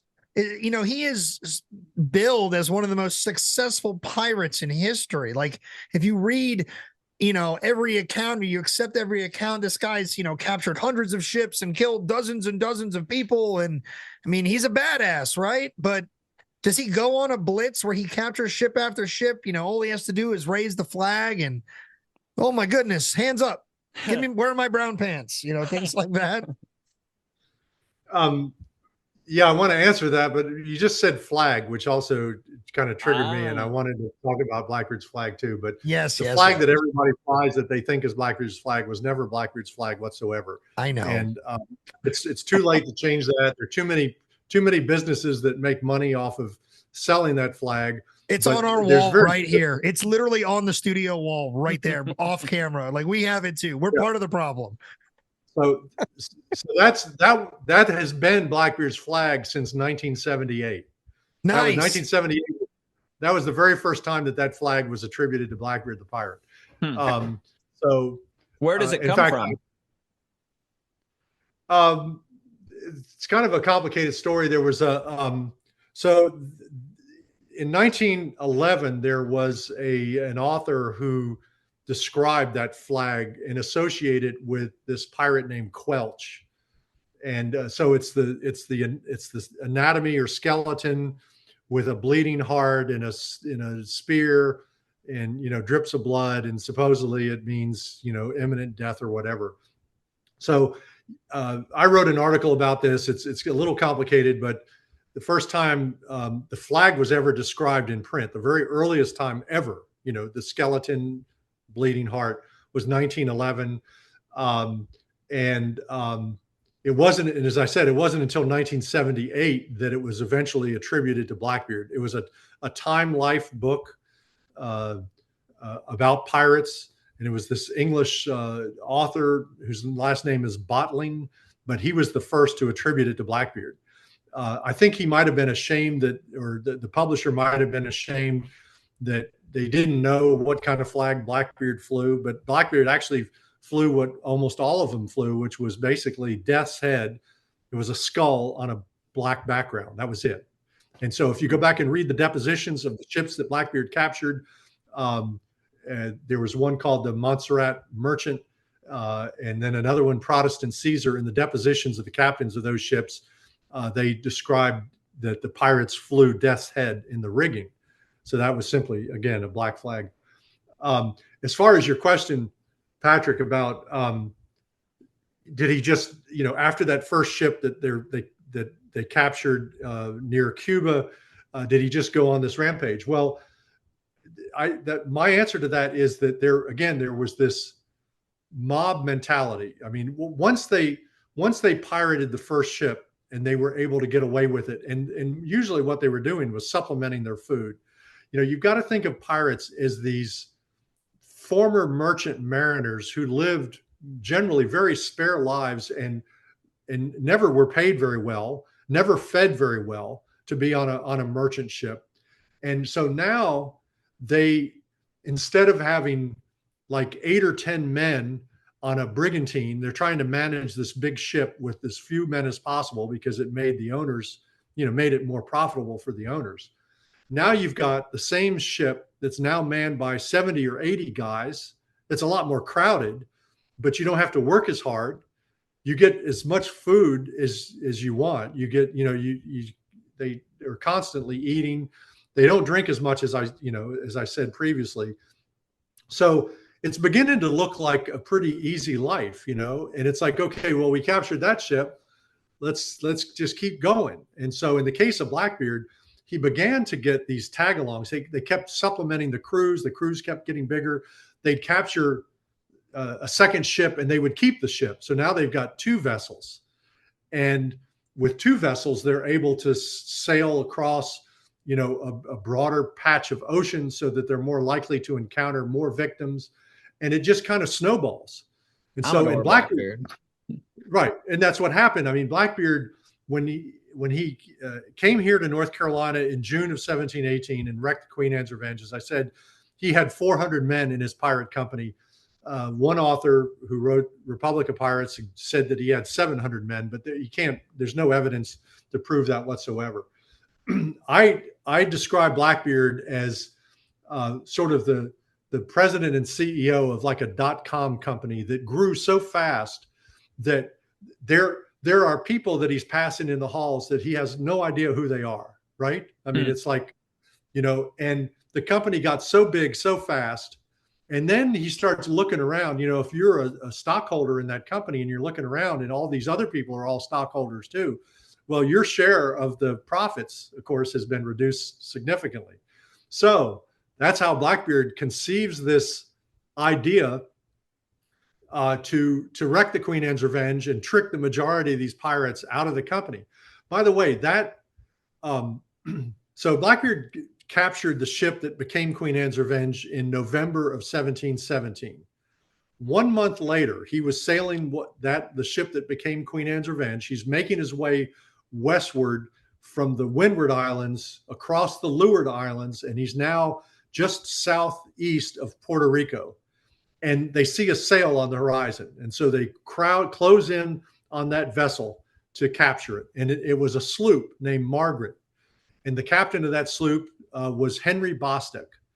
And Bostock was brought aboard the Queen Anne's Revenge and kept aboard for 8 hours while Blackbeard's crew went over on Bostock's ship and looked for anything of value that they were going to transfer over to the Queen Anne's Revenge. So they took cattle. There were live cattle, hogs, chickens. He took clothing. He took Captain Bostock's navigational equipment, sextants, things like that, compasses, and so forth. He also, Blackbeard, forced 3 men from Henry Bostock's sloop over to the Queen Anne's Revenge. One of them was named Edward Salter. He was a barrel maker. We talked about Edward Salter previously. Yes. So that's when Edward Salter joined Blackbeard's crew. We don't know if he did it voluntarily or if he did it at the tip of a cutlass, but Salter became a member of Blackbeard's crew. By the way, I mentioned that I'm sitting on Governor Eden's plantation, but about 10 years later, Edward Salter bought this plantation. And I hope we'll have a chance to talk about him because his skeletal remains were dug up just a few hundred yards from where I'm sitting in the middle of a cornfield. Ooh. But anyway, let's get back to December of 1717. Henry Bostock is in Blackbeard's cabin on the Queen Anne's Revenge, in the Great Cabin. And he said, the king it's just been announced that the king is sending a pardon for pirates over here to the colonies. And if you surrender yourself to a colonial governor or Royal Navy officer, you will be eligible to be pardoned for every act of piracy that you've committed prior to the upcoming 6th of January. So that was only a month away. And so according to the terms as described by Bostock to Blackbeard, he had to surrender to the nearest colonial governor. Well, the nearest colonial governor was in Jamaica. No one had ever analyzed this until I did. Blackbeard had roughly 400 men, Queen Anne's Revenge. There were actually 4 vessels in his flotilla at this point. Jamaica was not that far away from where they were off of Puerto Rico. He could have sailed into Jamaica, said, I surrender, give me the pardon. I'm a free man. I can go do whatever I want. But he didn't own the Queen Anne's Revenge. He didn't have papers that identified him as the owner of the Queen Anne's Revenge. So if he had sailed into Jamaica, the governor of Jamaica said, well, I'm going to give you this pardon, but I'm going to have to take your ship. Yeah, and everything. But you have no ride out of here now. You have no ride out of here. Not only that, you not only don't have a ride out of here, but the king's ship, he has let's say a 4th or 5th rate frigate that's anchored here in the harbor. They're looking for sailors. In fact, a number of Royal Navy sailors from the king's ships that were in Jamaica had gone AWOL so that they could go recover gold and silver from the beaches of Florida. So their ships were undermanned. So Blackbeard actually could have been forced into the Royal Navy, in which case he would have gone from the captain's cabin up to the forecastle, and been working the midnight shift up in the rigging, we're not going to choose that option. Right. And as I've said, their mission, their purpose with these 60 slaves were to get them back to North Carolina. Well, that was going to take them at least 6 months. Okay. So to continue sailing for 6 months with 400 pirates, first of all, they were going to miss the January 6th deadline. So they already knew we're not going to be able to stop pirating before, January 6th, because we have to keep all these guys fed, right? So, they would burn through their provisions in 1 to 2 weeks. Everything that they had to eat on board a ship with 400 men would just be consumed in a matter of no time. So they had to continue pirating ships to keep everybody fed so that they could keep sailing north and eventually arrive in North Carolina, where he wrecked the Queen Anne's Revenge, just like someone like with a stolen car would drive it, into a ditch or a tree, or in the woods to get rid of the evidence. That's what he did. He wrecked the Queen Anne's Revenge there and then disbanded his crew. And so that was one of the aspects of this story, the decision that they made off of Puerto Rico. Once they found out the pardon was coming, they knew, okay, we have got to come up with this plan. And it was extremely well conceived because only his inner circle of officers knew what they were planning to do once they got to Beaufort Inlet. Stede Bonnet, and I said he tricked 230 other pirates and marooned 70, left with 100 men, so there were 230 other pirates who were just absolutely tricked. And so now he's gone from this chief executive who files for bankruptcy, and now his share of the profits being the slaves, is much greater than it would have been if they had to divide it. So, and I know I'm doing a lot of talking. There's another episode though that is really shines a brilliant light on Blackbeard, on the legend, and that is, it happens later after he surrenders here in Bath on July 1st. Governor Eden, by the way, gives him the king's pardon, which was absolutely illegal. The governor knew it. Blackbeard knew it. I mean, only 3 weeks or 4 weeks earlier, Blackbeard was blockading the port of Charleston. I want to talk about that. So we are going to come back to the blockade of Charleston because there are definitely 2 instances in his life I want to talk about. I want to talk about the blockade, and I want to talk about the battle at Ocracoke Inlet. Battle. I mean, it's a battle, but it's like there's 18 guys with him when he dies, right? So it's not like he's got this huge, armada of ships with him. But okay. Well, so I do want to come back to the blockade. The blockade and the battle is really, really important. There are a lot of important things that I discovered as a result of my research into the battle, but back to this other episode.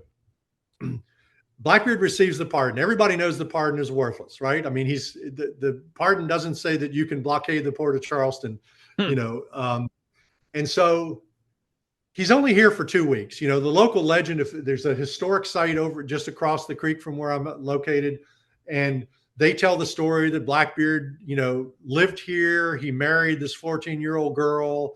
And the worst part of that, the legend says that he on their honeymoon that he shared his new wife with other crew members from the ship, and supposedly he built a house on Plum Point, which is back through those windows. I can see it from here. He was only here for 2 weeks. Okay. Because in early August, he was walking the streets of Philadelphia. And so he was only here. And the reason why we know that is the lieutenant governor of Pennsylvania issued a warrant for Blackbeard's arrest, who had been seen walking the streets of Philadelphia. The warrant was issued on August 11th. Okay, so he was here on July 1st, a warrant for his arrest in Philadelphia. Now, he was very familiar with Philadelphia. And if you research the early history of Pennsylvania, there are numerous examples of merchants who operated taverns or whatever, who were familiar with the man who was Blackbeard.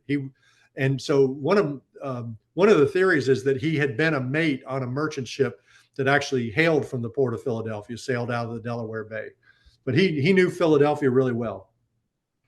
So he knows that he hears that there's a warrant out for his arrest. And so he goes back to the Adventure, which is anchored out in the Delaware River, and they set sail.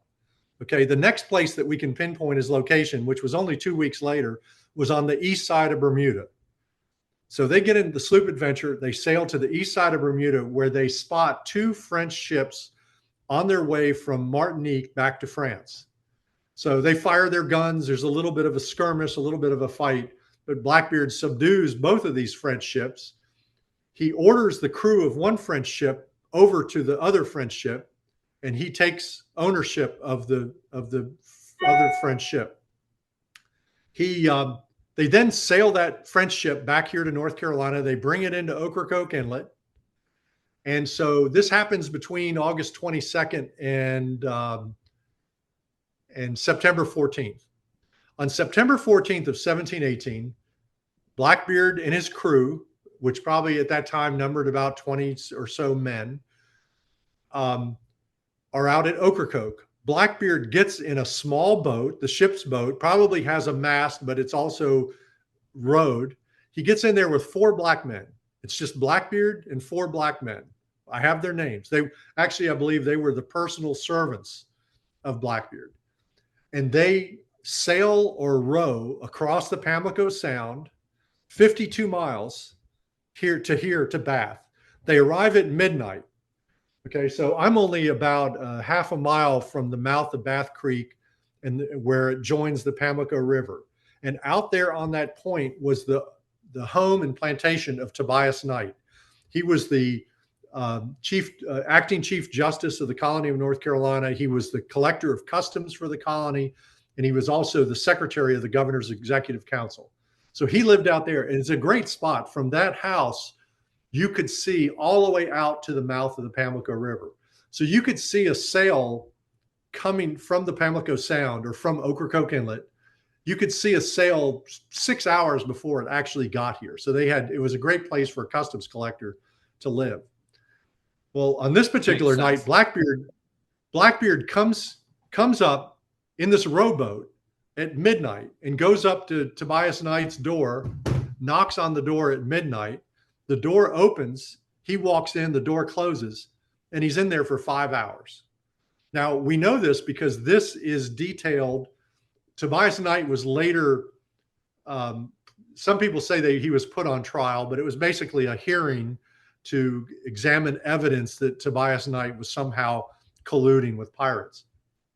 So this is actually in recorded testimony that has survived in the colonial records of North Carolina. Blackbeard was in that house for 5 hours. And then about at 5 a.m., he gets back in his boat and they start heading back to Ocracoke. One small problem that happens is that Blackbeard suddenly becomes thirsty and he realizes that they forgot to bring the rum with him. And so about a mile east of Bath, there's a canoe that's anchored on the river. There's a lantern hanging, there, and there's some men in this. Canoes are really big back then. And he goes up and shouts, do you have anything to drink? And the guy goes, well, I have a cask of brandy, but it's too dark for me to open it. And Blackbeard tells his oarsman, we row up to them, and he jumps aboard and he goes, I'll open it with my cutlass, He said, I need a damn drink. And they get into a fight.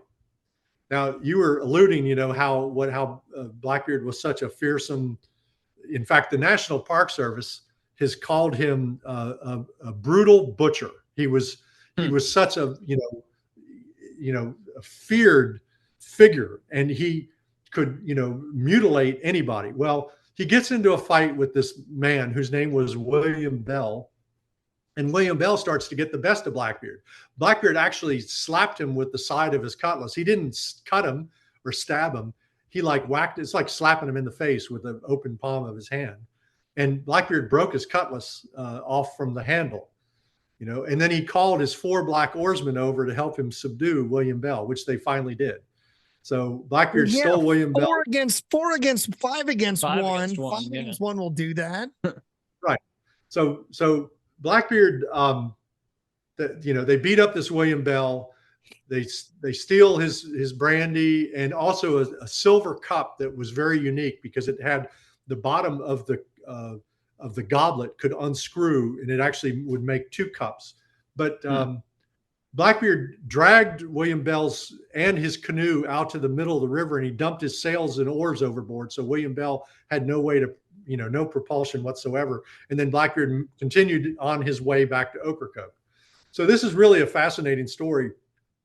And by the way, the whole purpose of the meeting with Tobias Knight was the following week, Blackbeard comes up here, acts like he had not been here since July, and says, by the way, we found this abandoned French ship out at sea.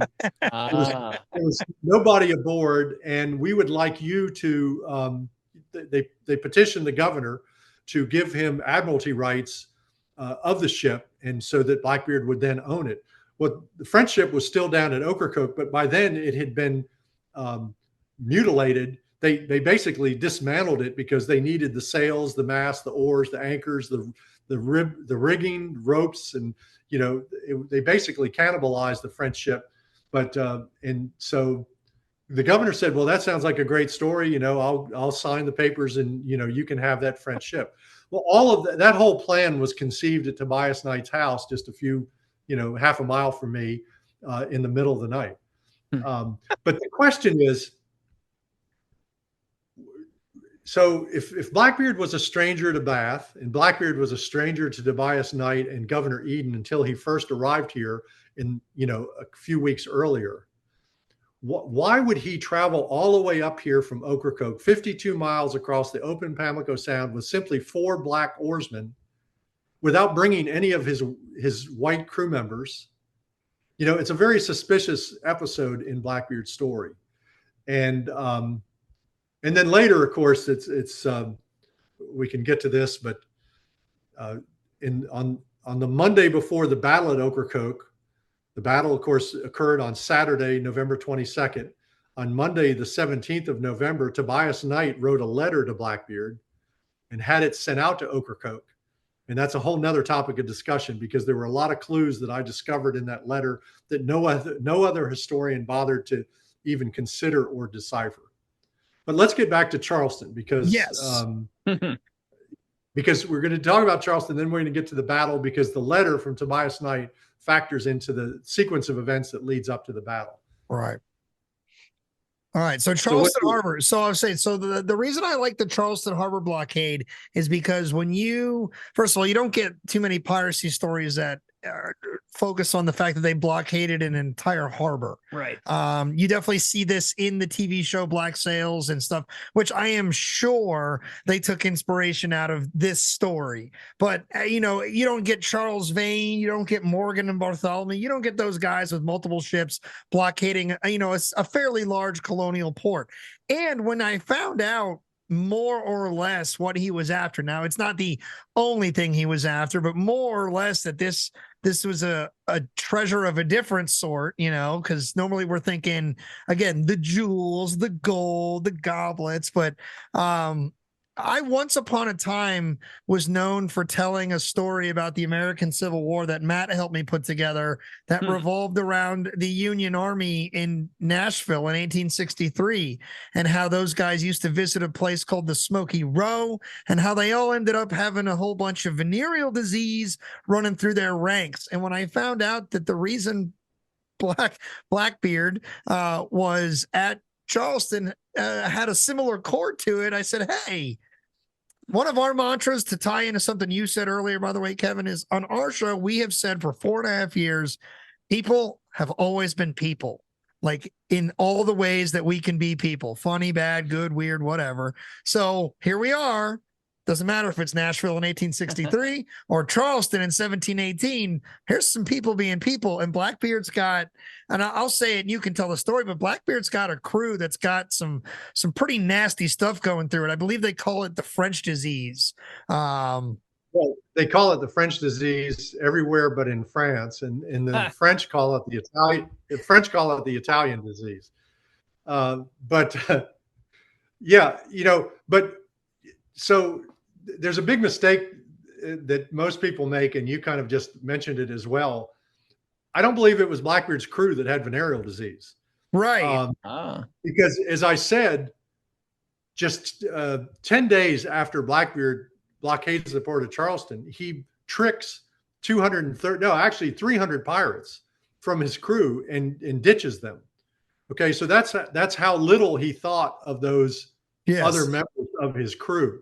So I don't think that he blockaded the port of Charleston to get medicine for venereal disease for other people. I think he did it for himself. And I was going to say, he only gets a chest. He doesn't get this massive quantity. It's practically like they rob a bunch of ships that are trying to run his blockade, but I mean, it's a chest, right? It's like, I'd imagine it to be the size of one of those little pirate chests that the captain's always holding on to when the ship goes down. Right. Well, actually, I think all of this got started back when Blackbeard captured the French slave ship Concord, north of Barbados, because among the men that he forced from the French ship, first of all, he forced 3 musicians, I think 2 trumpeters and a drummer, so they would have some music. And then he forced a couple of French cooks, because who wouldn't like, French food? Yeah. But he also, from the French Concord, he forced 3 surgeons onto, well, he kept them basically. They stayed on the same ship that he renamed Queen Anne's Revenge. And so in my book, I speculated, and I admit this is speculation, I don't have evidence, but that Blackbeard may have called those, once they sailed away, he called those French surgeons back to his cabin and said, I need you to look at this problem and tell me what's going on, And so they looked and, oh, monsieur, you've got the Italian disease. Yeah. And so he goes, okay, what do I do about it? And they said, well, what you need, we need to get some mercury. Okay, there is a treatment for this. And we're going to get some mercury, and you need to get yourself a pewter syringe, and then we will, fix it for you. I'm sure they didn't quite tell him.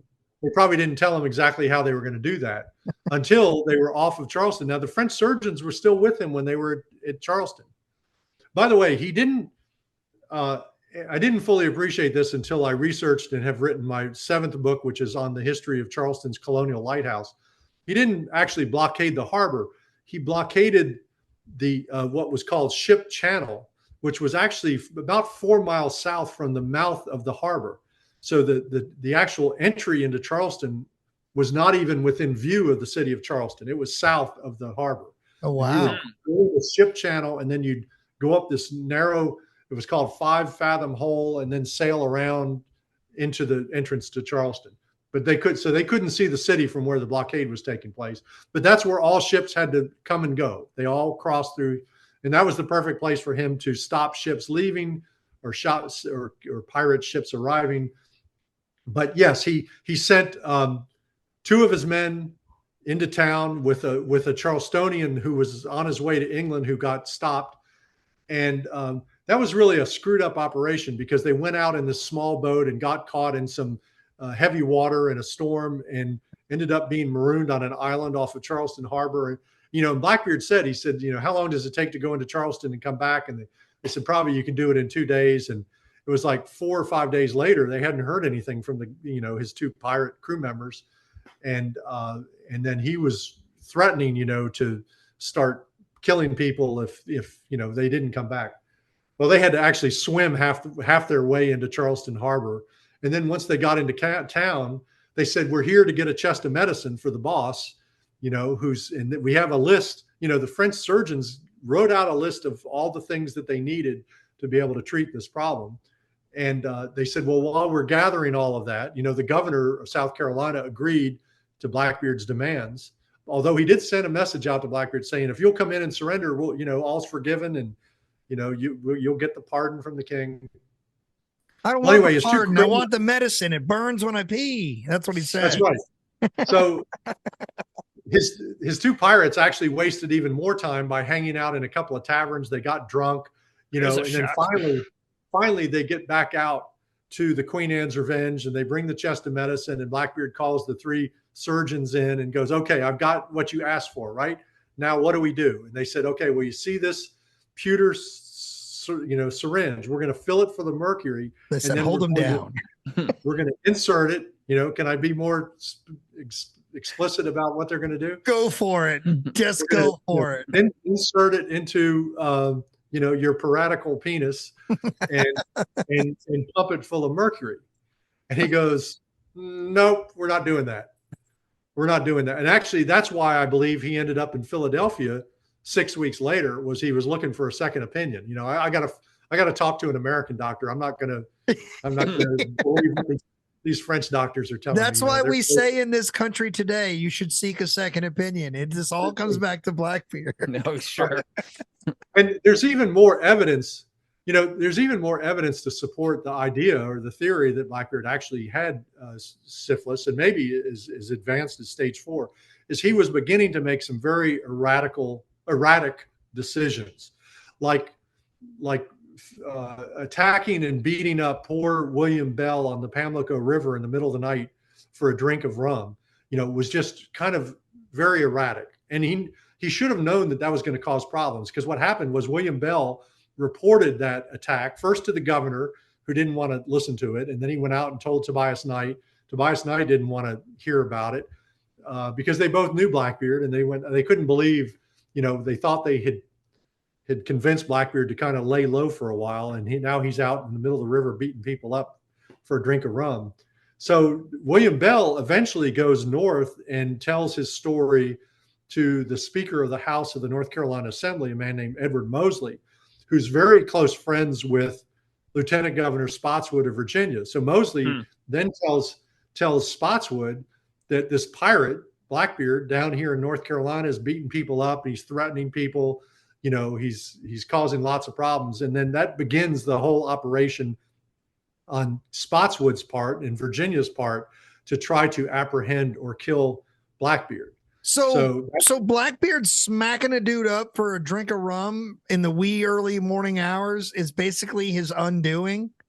Exactly. Now, if you read everyone else's book except for mine, you're going to read that Governor Spotswood, and he referred to himself as governor, but he was actually just lieutenant governor.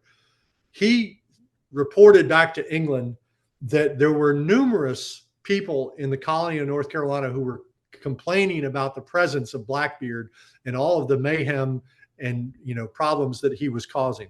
Well, the fact is, I've researched all of the records, and there was only one single complaint about Blackbeard, and it was William Bell, who got beat up for the drink of rum. That was the only one, and I was able to confirm that because a couple of years after this event, there was a man in Virginia who petitioned the government of Virginia to reimburse him for loaning 2 horses to return William Bell and his son back to North Carolina after testifying against Blackbeard. And so that pretty much confirmed to me that there was no one else involved but William Bell. But Spotswood was simply looking for a pretext. We hear about today there, that word shows up in the news from time to time, is that you've got to have a reason. It's not the real reason for doing something. And so Spotswood needed, a reason to be able to invade North Carolina. Why would Spotswood want to do that? Well, as I already mentioned, North Carolina fought the Tuscarora War, and the Lords Proprietors offered no defense or support whatsoever. The Lords Proprietors didn't own a navy. They didn't own Marines. They had no fighting force whatsoever. So if you were paying your taxes, you would expect to get something back, right? So I mentioned Edward Moseley was the Speaker of the House and of the Assembly. He was anti-proprietary. They were trying to get the royal government in England to take North Carolina back from the Lords Proprietors. Okay, North Carolina and South Carolina those colonies were a gift to these 8 aristocratic men who supported Charles II when in the fight to reclaim the throne of England. And so that was the only reason why they owned it. So the Lords Proprietors, again, were nothing more than real estate developers. So Edward Moseley and this political faction who were anti-proprietary were trying to find a way to cause the Lords Proprietors to lose their charter to North Carolina, and for North Carolina to be restored to the royal authority, which then meant the next time the Indians attacked settlers here, that the Royal Navy would be involved, Royal Marines would be involved, they would be protected. So what they needed was evidence to prove that the government of North Carolina was colluding with pirates. So Edward Moseley sells this idea to Spotswood. Spotswood likes the idea of North Carolina becoming a royal colony because maybe he can rule over North Carolina as well. And so all they needed was one piece of evidence. So as soon as this William Bell goes up and says these pirates are, they're robbing people, Spotswood then he plans this operation to invade North Carolina. And he couldn't get the Royal Navy, the Lords of Admiralty, to support this idea. He convinced the sailors, the Royal Navy sailors on the King's 2 ships that were stationed in the James River, to form almost this ad hoc sort of civilian group of men who would go down to capture the pirates operating in North Carolina. In fact, they did it. They agreed to do it on the basis of sharing the treasure that the pirates may or may not have aboard their ship. So they were basically operating as pirates themselves. I'm talking about Lieutenant Robert Maynard and the 60 Royal Navy sailors who came down here to try to capture Blackbeard. Listen, if you can't beat him, you got to join him, Kevin. That's if you want to capture a pirate, you got to think like a pirate, right? Exactly. Right. That is interesting though, because I was always under the impression that it was Spotswood sending him out under basically a royal or colonial charter to go get this guy. Well, I at one time thought the same thing, but then I ordered from England an out-of-print book that contained the royal instructions to colonial governors, both proprietary governors and royal governors, or like Spotswood. And in those instructions, it explicitly states that you cannot send armed forces or troops into a neighboring colony unless you are invited by that colony's governor, unless he solicits aid, military aid. You can't just go willy-nilly marching men across the border. So they had absolutely no permission to do what they did. On top of that, the Royal Navy had their authority only extended into the tidal waters of the American colonies. Above the tidal waters, which off the Outer Banks does not extend very far. By the time you get to the middle of the Pamlico Sound, all of the tide changes there are wind-driven. They are not lunar tides. So the Royal Navy went way beyond their bounds. In fact, they even sailed up, Lieutenant Maynard sailed right up here, right up Bath Creek to capture 6 additional pirates who were, they had retired from Blackbeard's crew, but who were known to be remaining here in Bath, which included, by the way, Edward Salter and Joel Martin's son, John Martin, Joel Martin being the founder of the town of Bath, and there were a number of others. By the way, let's remember to talk about James Robbins too, because you're going to love the story about how I proved he had been a former pirate and how he got caught, how I proved he wasn't hanged. But anyway, so the Royal Navy had no authority to do what they did. And even when they cornered Blackbeard, by the way, we're going to get into the, and if I can interrupt us for a minute, I didn't plug my computer in, so my battery is running low. So I'm going to. Oh yeah, let's do that. Let's make sure we don't lose the feed. So we're talking about the lead up to Ocracoke. And so the Spotswood's plan to invade North Carolina to try to capture or kill Blackbeard really didn't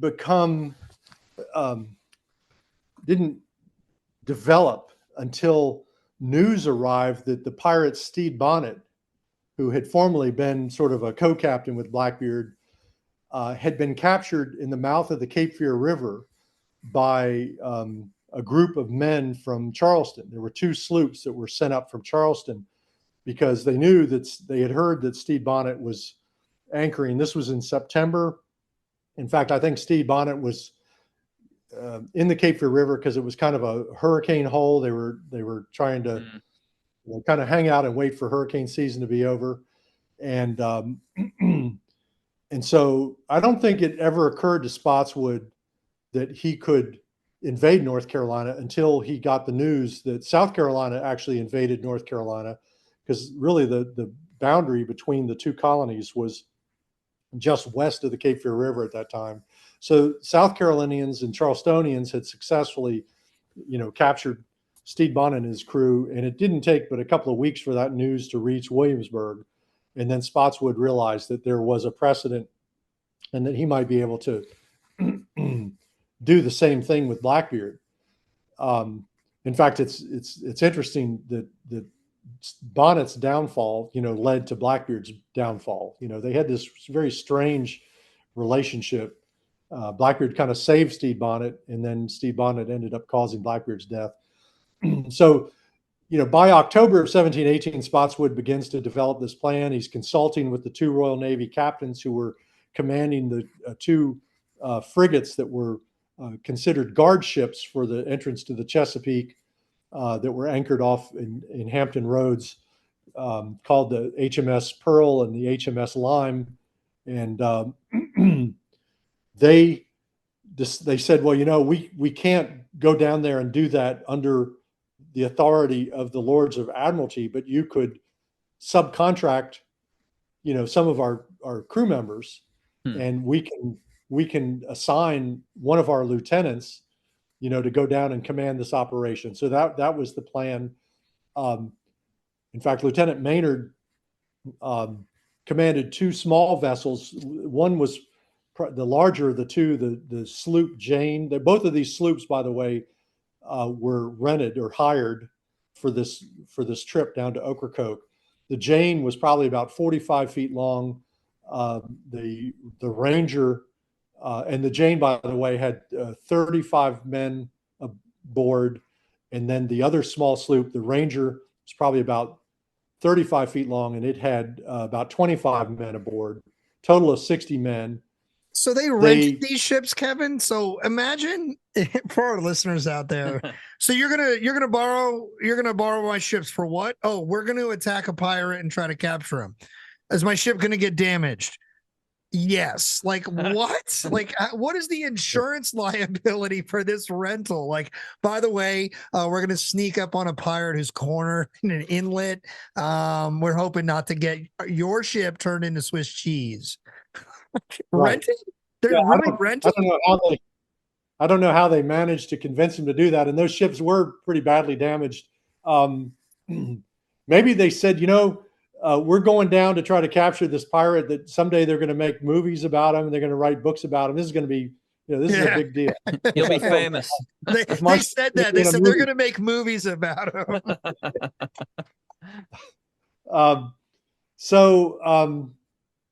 And also, by the way, so they weren't sure, they didn't know where Blackbeard was going to be, right? I mean, he's somewhere down in North Carolina. We got to root him out somehow. So the Captain Brand, who was the captain of the ship Lime, which was the larger of the two Royal Navy ships, he said, well, I'll go down to North Carolina.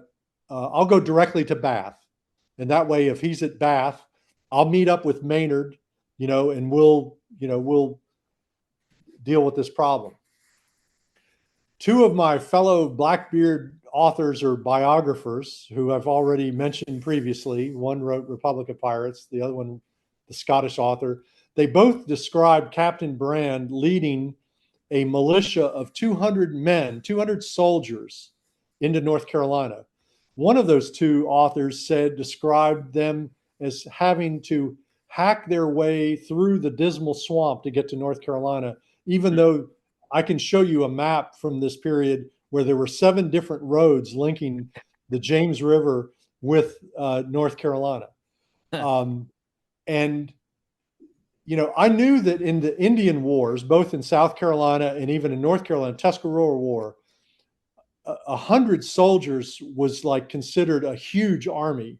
So to read that 200 men marched down to North Carolina.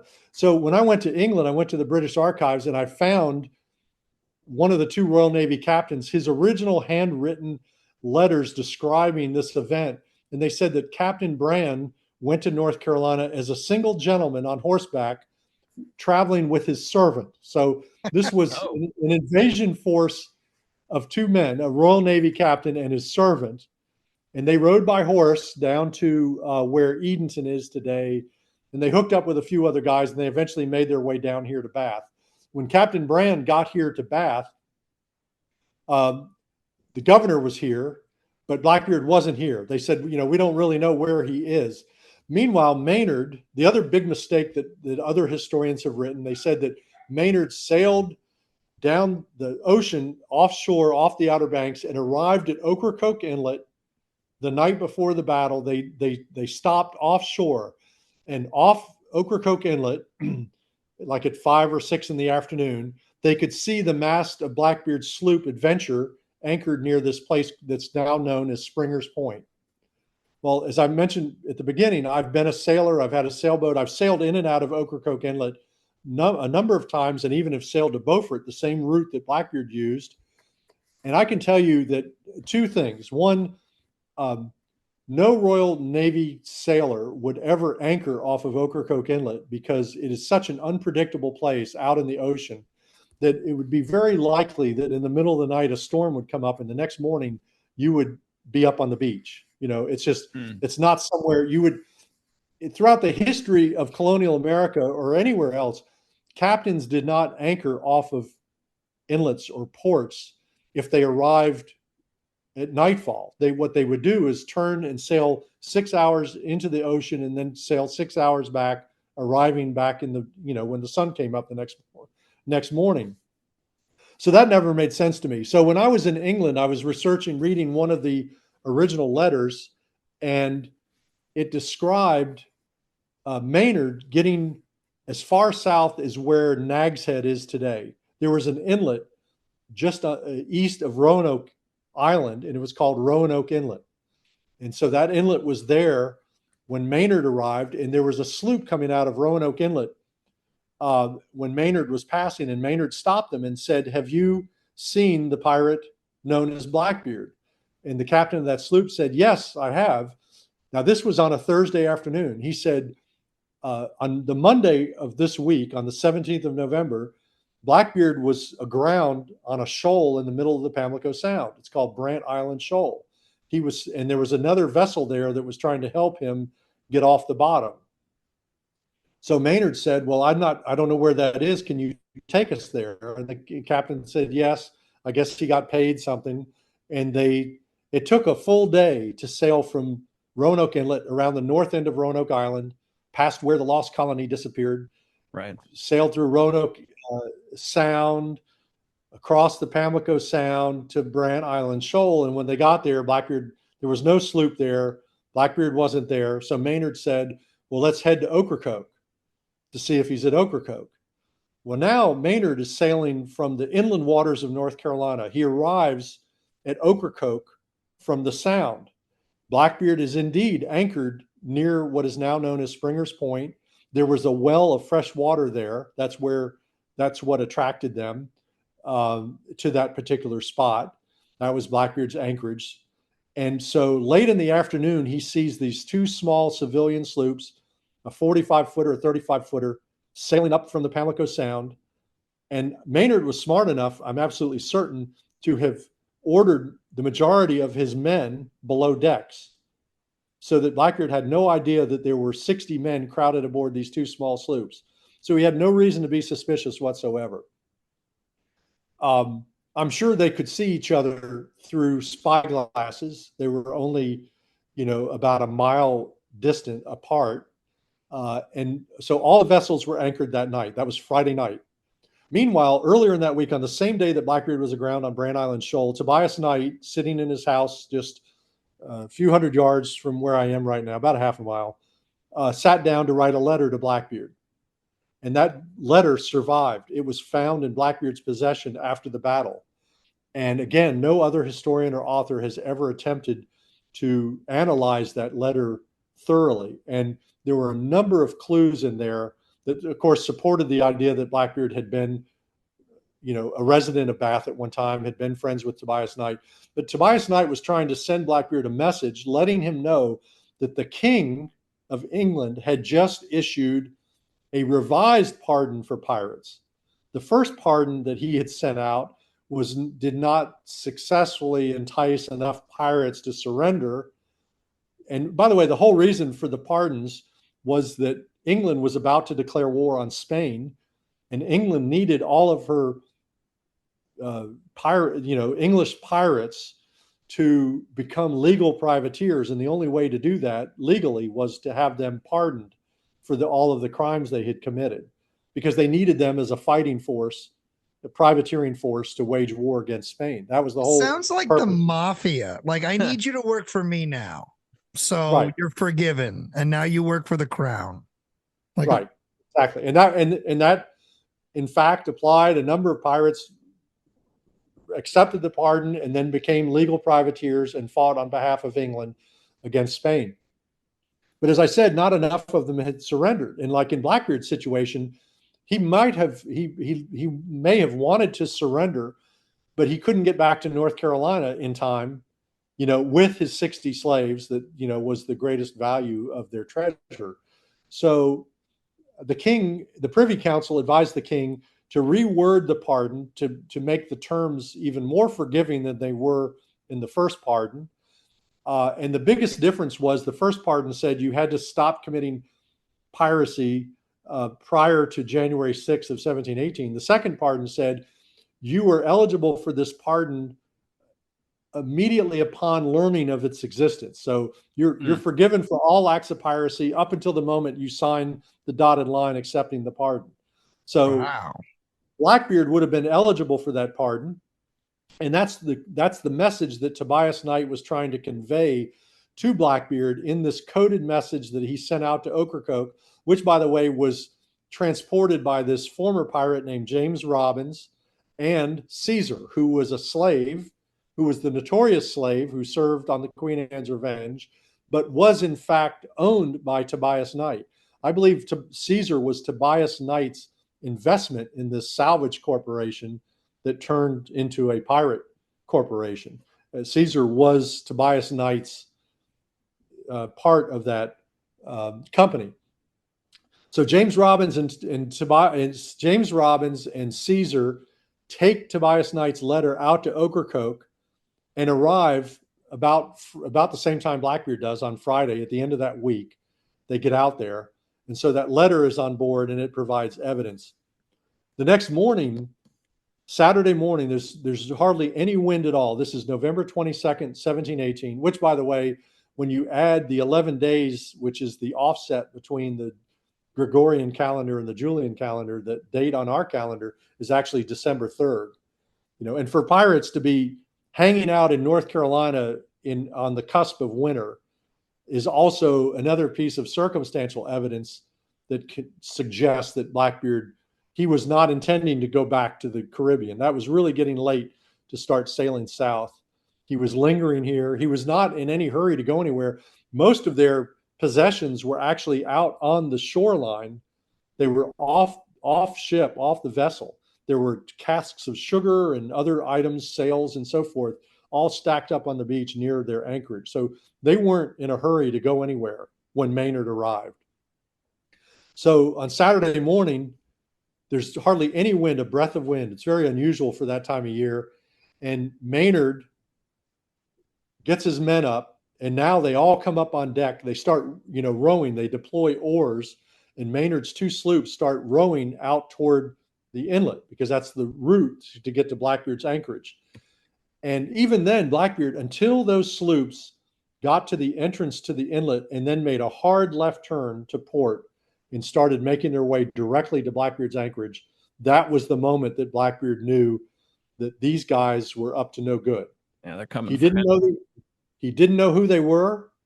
There's a very famous painting by an artist named Jerome Ferris of the Battle of Ocracoke. It's a very beautiful colored painting. It was painted in the 1920s. It shows Blackbeard and Maynard, engaged in sword fighting. And Maynard's wearing a navy blue uniform, and there are a number of other Royal Navy officers that are wearing uniforms. The fact is the Royal Navy had no uniforms in 1718. All of those sailors aboard Maynard's two sloops were all dressed in the same clothing that the pirates wore, which were basically slops or pants and, sort of a muslin shirt or whatever, but they all were dressed the same. So Blackbeard sees, he's now observing these two sloops crowded with men aboard the deck. They've got muskets. You can see the glint of their cutlasses in the sunlight, and Blackbeard knows that trouble is coming, but he doesn't know who these guys are. And there's the Royal Navy flag is not flying in the rigging. So I believe his first suspicion was that these were the pirates that he double-crossed back in Beaufort Inlet. These were either Stede Bonnet's. This was either Stede Bonnet's crew or another faction from the 230 or 300 pirates that he tricked back in Beaufort Inlet. He had no idea. So he's anchored. He's in a very vulnerable position, and there's only one way out from where he's anchored, and that was directly in the direction of where these two sloops are coming from. And so Blackbeard orders his anchor line cut. They don't hoist the anchor. They simply chop the rope. And back then, they usually, in a situation like that, they would have had a buoy or float attached to the anchor line. So they could have come back because anchors were very valuable and hard to come by. So they were thinking, we got to get out of here, but we can come back and get the anchor when the time is right. So they start sailing toward very slowly because there's little or no wind. They start making their way toward Maynard's two sloops. And both of Maynard's sloops, by the way, run aground. They have to throw casks of water overboard to lighten their load to get back off the bottom. I've described it as a slow motion ballet that turns into this deadly battle. According to an eyewitness and another source, Blackbeard shouted, "We don't know who you are, but if you don't meddle with us, we won't meddle with you." And he was clearly trying to make his way out into the ocean to escape. And again, he's not only in a vulnerable position, but there are only 18 men on Blackbeard's ship, and two of them, James Robbins and Caesar, had retired from piracy, and they probably didn't want to have a part of this at all. And so Blackbeard's got 6 big guns, six pounders, 3 on each side of the Adventure mounted. He's got a swivel deck gun or 2, but he doesn't have enough men. He's only got enough men to fire 1 round, okay, because he doesn't have gun crews. They can't reload these big guns. So he's got 1 shot. So I argued, I actually in 2018 held a trial of Blackbeard's crew members in a superior courtroom here in Beaufort County. And we argued this case as a stand your ground defense, that Blackbeard was simply, defending himself. he didn't know he was firing on Royal Navy sailors, but he did order a broadside fired, and that broadside killed a number of Maynard's men on the smaller of the two sloops. And with that, in that instant, with that action, Blackbeard and all of the pirates who actively engaged in that fight had committed an act of treason. And the reason why some members of Blackbeard's crew were hanged was because they actively bore arms against Maynard and the Royal Navy, even though Blackbeard didn't know they were Royal Navy. Well, that's Maynard kind of said, cheap. right? Yeah, it was. By the way, so there were 6. I have now proven that there were only 6 of Blackbeard's pirates who were hanged. 4 of them were the 4 black servants who rowed him up to Bath on the night that he visited Tobias Knight. There's a shock. 2 white pirates were convicted of piracy and for bearing arms against the king's men, and they were executed in Virginia at Hampton. I had to correct Colonial Williamsburg because they've been telling everybody that all 13 of Blackbeard's pirates were strung up from trees in Williamsburg down Capitol Landing Road. And I said, well, first of all, Williamsburg was a very sophisticated town, and they would not have wanted these corpses of men dangling from trees. Right. You know,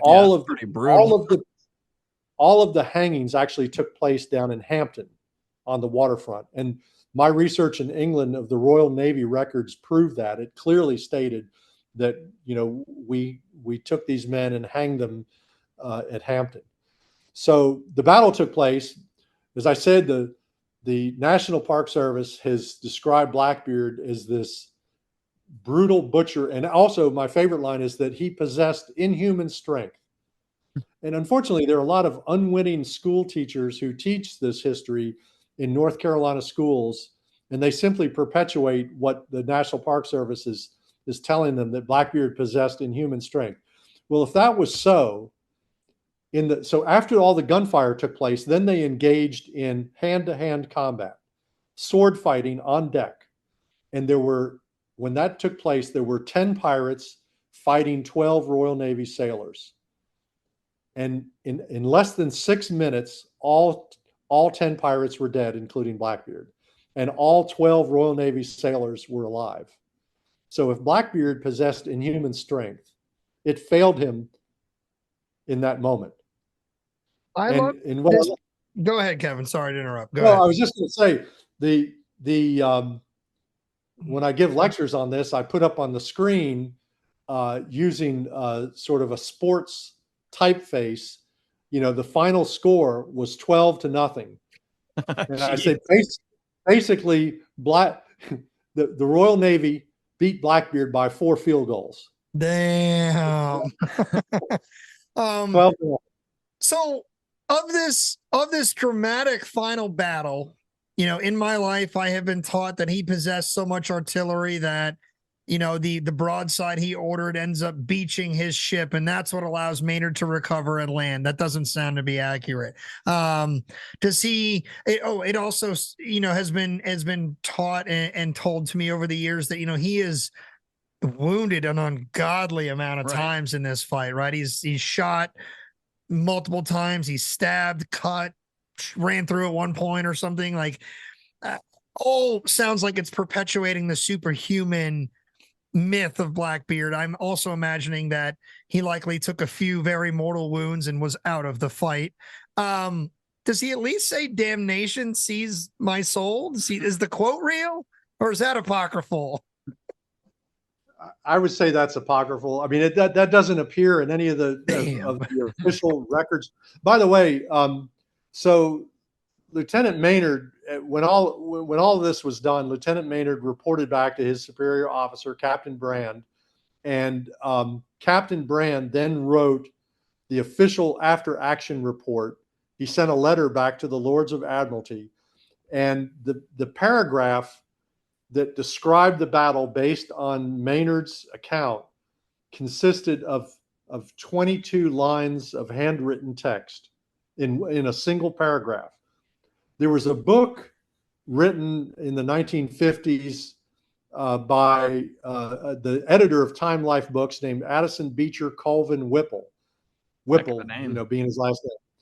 And he wrote about the Battle of Ocracoke, and he took those 22 handwritten lines and stretched it into 26 pages of his book. The Battle of Ocracoke spans 26 pages.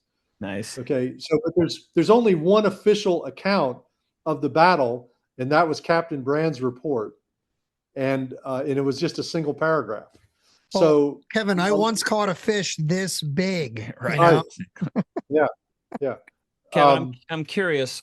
So and you're doing just a phenomenal job with your research, punching holes in all of the legends and whatnot behind Blackbeard. Where do these accounts of him being huge and almost superhuman, and the eyes, or the burning wicks in his beard, where does all of this come from? Is that just from the popular narrative of the time and trying to sell more books and accounts of what's going on? Well, the one of my understanding is there's a semi-truth to that, not so much in the beard, but I listened to you kind of break this down. A friend of yours or somebody, a reenactor of sorts, did a bit of science to kind of get into where the fuse is in the beard. Correct me if I'm wrong. Is that not something that you've already kind of punched a hole in?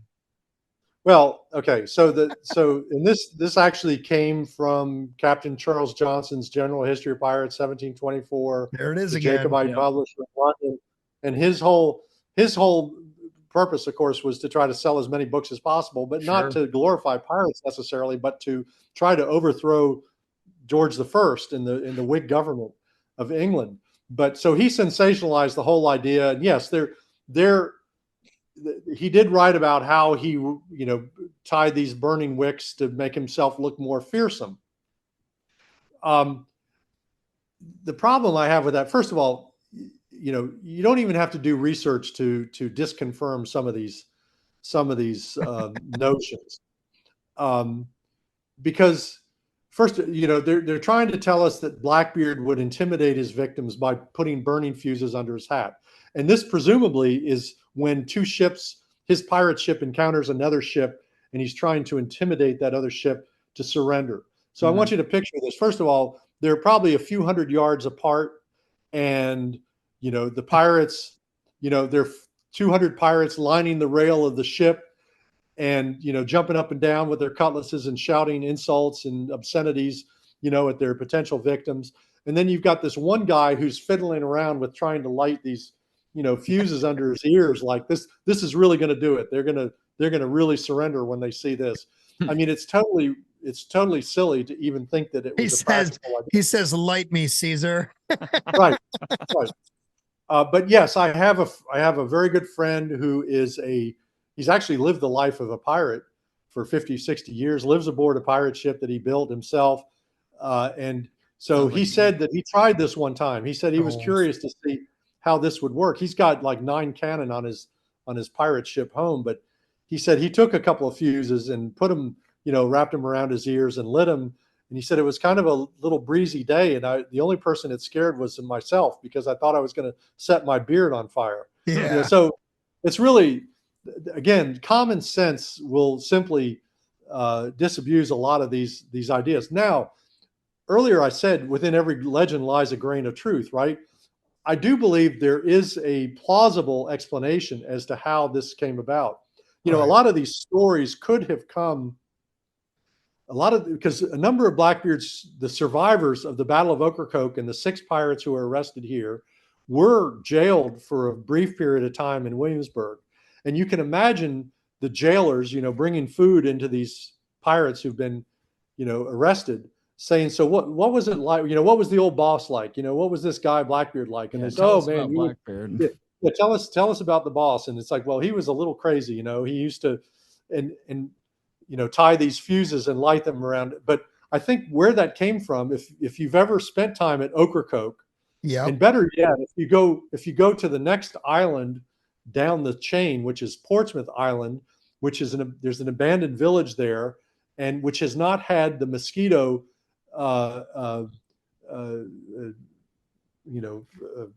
spraying done that they do on Ocracoke to kill all the mosquitoes. But Portsmouth the environment on Portsmouth is very much like what Ocracoke was in Blackbeard's time. The air is filled with biting flies and mosquitoes, just swarming constantly. Everybody knows when you sit around a campfire, you know, if there's smoke, that helps to discourage, you know, insects. True. And I mean, the Native Americans, I mean, when you know, Walter Raleigh's expeditions came here in 1585, there were smoke and fires all over the place because they knew that's how you kept mosquitoes at bay. Well, I think that's how this story got started with Blackbeard and the Fuses, was they were probably sitting around the campfire at Ocracoke on shore, and you know, somebody said, you know, this smoke really helps keep the mosquitoes away, and Blackbeard goes, well, I'm going to have my own personal, you know, mosquito protection. Yep. I'm just going to light these fuses right next to my face, and that way the mosquitoes will stay away. I think that may be how that got started. He probably stuck him in his hat too. Like, that's probably the more realistic thing, is you probably stick it in your hat. That way you don't accidentally singe yourself. Yeah, but you might set your hat on fire. Right. It's true. That's true. The bulging eyes is another great example. Okay. So this makes me laugh every time I consider it. Yeah. So there have been a number of actors who have played the role of Blackbeard. I mean, Robert Newton in 1954 in the movie Blackbeard, Ian McShane, you know, in On Stranger Tides, Pirates of the Caribbean. There's a pirate reenactor here in North Carolina named Ben Cherry who goes around and plays Blackbeard. They all do the bulging eyes, you know, these big bulging eyes. Well, that's all based on one of these fictional images drawn of Blackbeard by an artist who never saw Blackbeard. Okay, simply because this illustration was made, it's a totally fictional image. It has caused all of these actors to portray Blackbeard with bulging eyes, even though nobody knows whether he had bulging eyes or not. I get contacted by people all the time, you know, about Blackbeard, and they're interested or they have questions or whatever. But I was contacted by an ophthalmologist who said that he absolutely knew why Blackbeard had bulging eyebrows or eyeballs, and it was because he thinks that he had Graves' disease. And he was absolutely certain of this. He said, I've diagnosed the problem. I think you want to put this in your next book. And I said, well, the only problem with that is that the illustration of Blackbeard with bulging eyes isn't real. Yeah. So yeah, cool, I like your theory, but it's not based on anything, you know? Yeah. So we've run into that in our own research, especially around the Civil War. There's a number of theories as to potential diseases or disabilities Lincoln may have had. And there's been a number of researchers over the years who have tried to prove different things or disprove different things. And unfortunately, nothing definitive has come of it. But it is interesting how modern researchers and medical professionals try to attribute certain potential symptoms onto historical figures. So that's a really interesting point. And, you know, there's probably legitimacy to the diagnosis based on what they're basing it off of, but they're not considering that the basis of the whole thing is bunk. Before we move on, Ray Stevenson, RIP, just passed away. My favorite Blackbeard on film anywhere. He is the Blackbeard in Black Sails. Now, obviously, there is a ton of that show built on apocryphal information, and obviously a lot of Blackbeard's character in that show is built on the traditional narrative. However, no bulging eyes, and he seemed like a more or less rational human being. Probably the best portrayal as far as the potential likely Blackbeard. Is that where Ray Stevenson might? I just want to give a shout out to my guy. He's my favorite. Is he the best Blackbeard on film is what I'm asking. I can't really answer that because I tried to watch Black Sails, and it was so far from factual that I couldn't stay with it. You know, it's like when I see things that aren't true. It's so actually my favorite Blackbeard, the actor who played Blackbeard, who I think comes closest to what Blackbeard may have looked like, was James Purefoy, who played Blackbeard. I think it was a National Geographic BBC production. You'll have to look him up. All right. But so there's only one throughout all of history and throughout all of the sources and records and documents or whatever.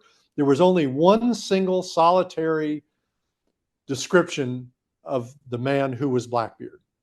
And that actually came from Henry Bostock, the captain of the sloop Margaret that Blackbeard captured Edward Salter from. And in his deposition, Henry Bostock described Blackbeard as a tall, spare man. So, and I like to say, well, another way to say that was he was gangly, you know, he was spindly, you know, he was tall and spindly. Not And me. Bostock said that he had watching a sloop enter Bath Creek right now. Maybe it is Blackbeard. After all this time, the bastard finally showed up live on the air. Well, we can talk about that. I feel like he won't leave me alone. You know, I kind of took him on, and I'm kind of his publicist. And in 2018, I had a conversation with him, and I said, "Look, I've done everything I can do for you, and I've got to move on. I've got other books I've got to write." And then strange things happen. I mean, I've had so many weird things that I think that I'm still in his employment. But anyway, good. You're telling the good story. You're the man for it. So Blackbeard was tall and skinny, and he had a long black beard, and that was it. But I mentioned Edward Salter. I want to get to him. You know, we're talking about how there really is. There are multiple Blackbeards, but you could say there are two. There's the pop culture Blackbeard, and then there's the real authentic Blackbeard that we can find in the records. And unfortunately, the real Blackbeard I find to be far more interesting. The story. It's more, as we said, it's more complex. It has elements of politics, economics, but the figure Edward Salter is an example of someone that's part of the Blackbeard story that has been completely overlooked. And so Edward Salter was the man who was a barrel maker, cooper, on Henry Bostock's sloop Margaret, captured by Blackbeard, was a pirate for the next 6 months, arrived in North Carolina on the Queen Anne's Revenge. They come here to Bath in the summer of 1718, and Edward Salter says, okay, you know, Blackbeard probably gives everybody the option. You can stay with me or you can retire. And Salter said, well, I'm going to retire. I'm going to stay here in Bath. And unfortunately, after the Battle of Ocracoke, Maynard comes up here, and Maynard and Captain Brand both arrest Edward Salter.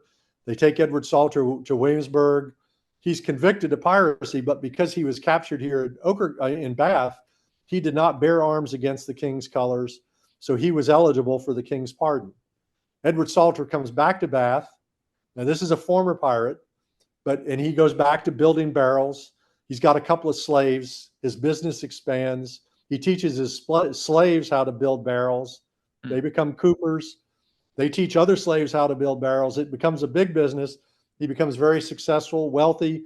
He eventually represents Bath County in the General Assembly for 2 terms as a member of the lower house of the Assembly. This is a former pirate.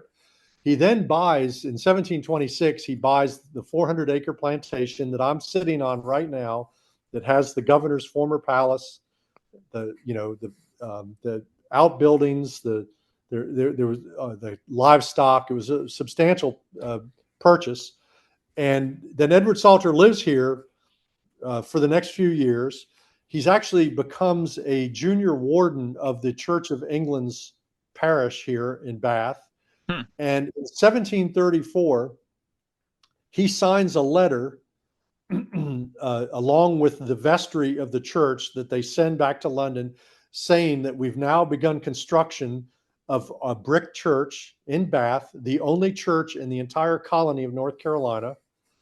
And we're doing it with our own money. And unfortunately, a couple of months later, Edward Salter becomes sick. He writes and signs his last will and testament, and he's buried on his plantation here. A couple hundred years pass. In 1986, the owner of that property wants to build a bulkhead along the shoreline. The owner of the company is a mining corporation. It was once called Texas Gulf Sulphur. It's now owned by this massive Canadian conglomerate. And so they want to build the bulkhead. Well, because this was once Governor Eden's plantation, the state of North Carolina hires an archaeological firm to do an archaeological survey.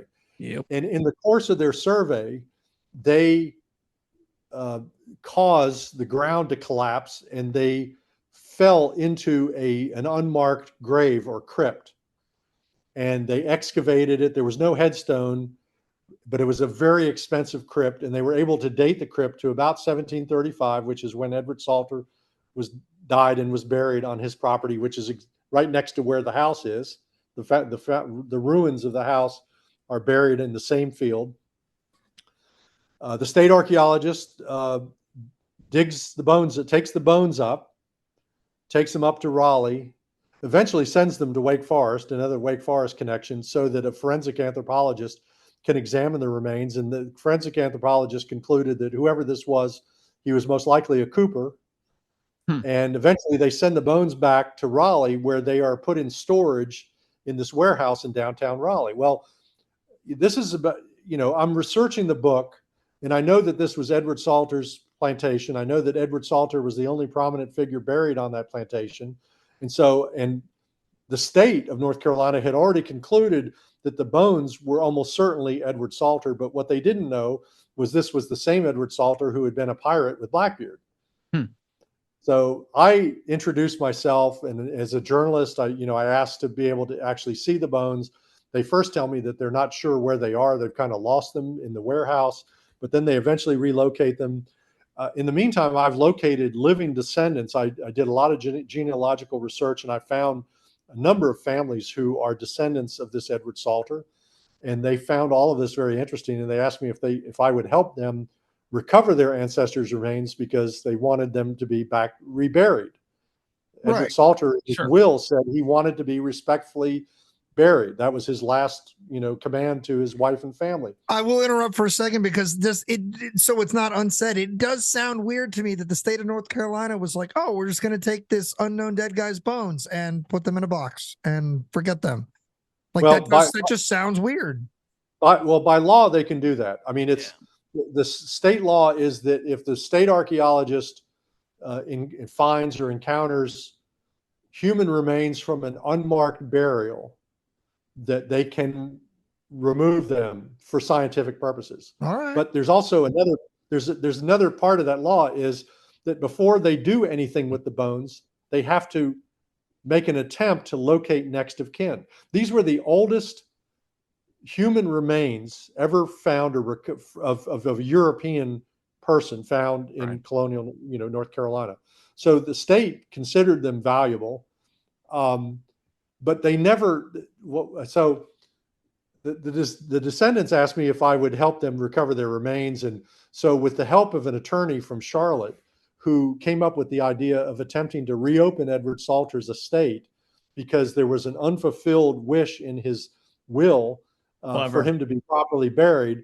So we petitioned the court here in this county and to reopen the estate. And I think the clerk of court considered the precedent that would set throughout the United States of reopening an estate that had been closed for 275 years, that he denied our petition. But then I found evidence that the state never made an effort to locate the next of kin, which was in direct violation of their own law. They basically broke the law to dig up Edward Salter. And so on appeal, we won, and Superior Court ordered the state to turn the bones over to me, and then on behalf of the family, so that they could be eventually reburied.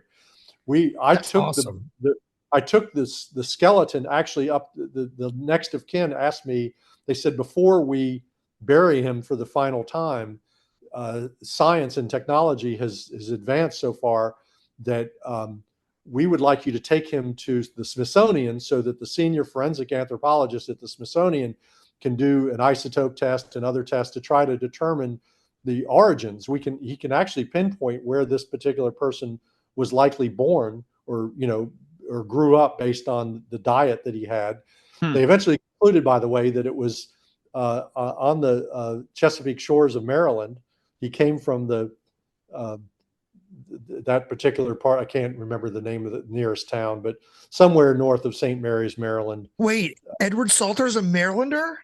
There Yes. you go. Yes, let's go. As the resident Marylander on this show, Maryland, Michigan, and our producer not here today is from Maine. Yes, Maryland for life. You have made Oh, his you- day, sir.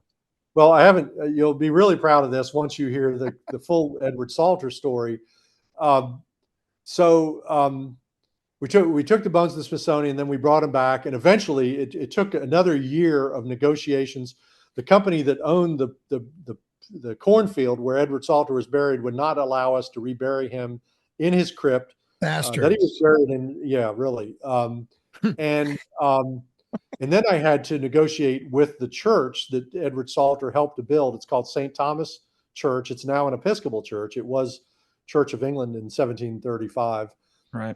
And they finally agreed to allow us to reinter Edward Salter's remains. How much of him, for lack of a better term, how much of him was left? I gotta ask after that amount of time. Nearly all of his bones. That's were fascinating. I suppose because they were protected in the crypt.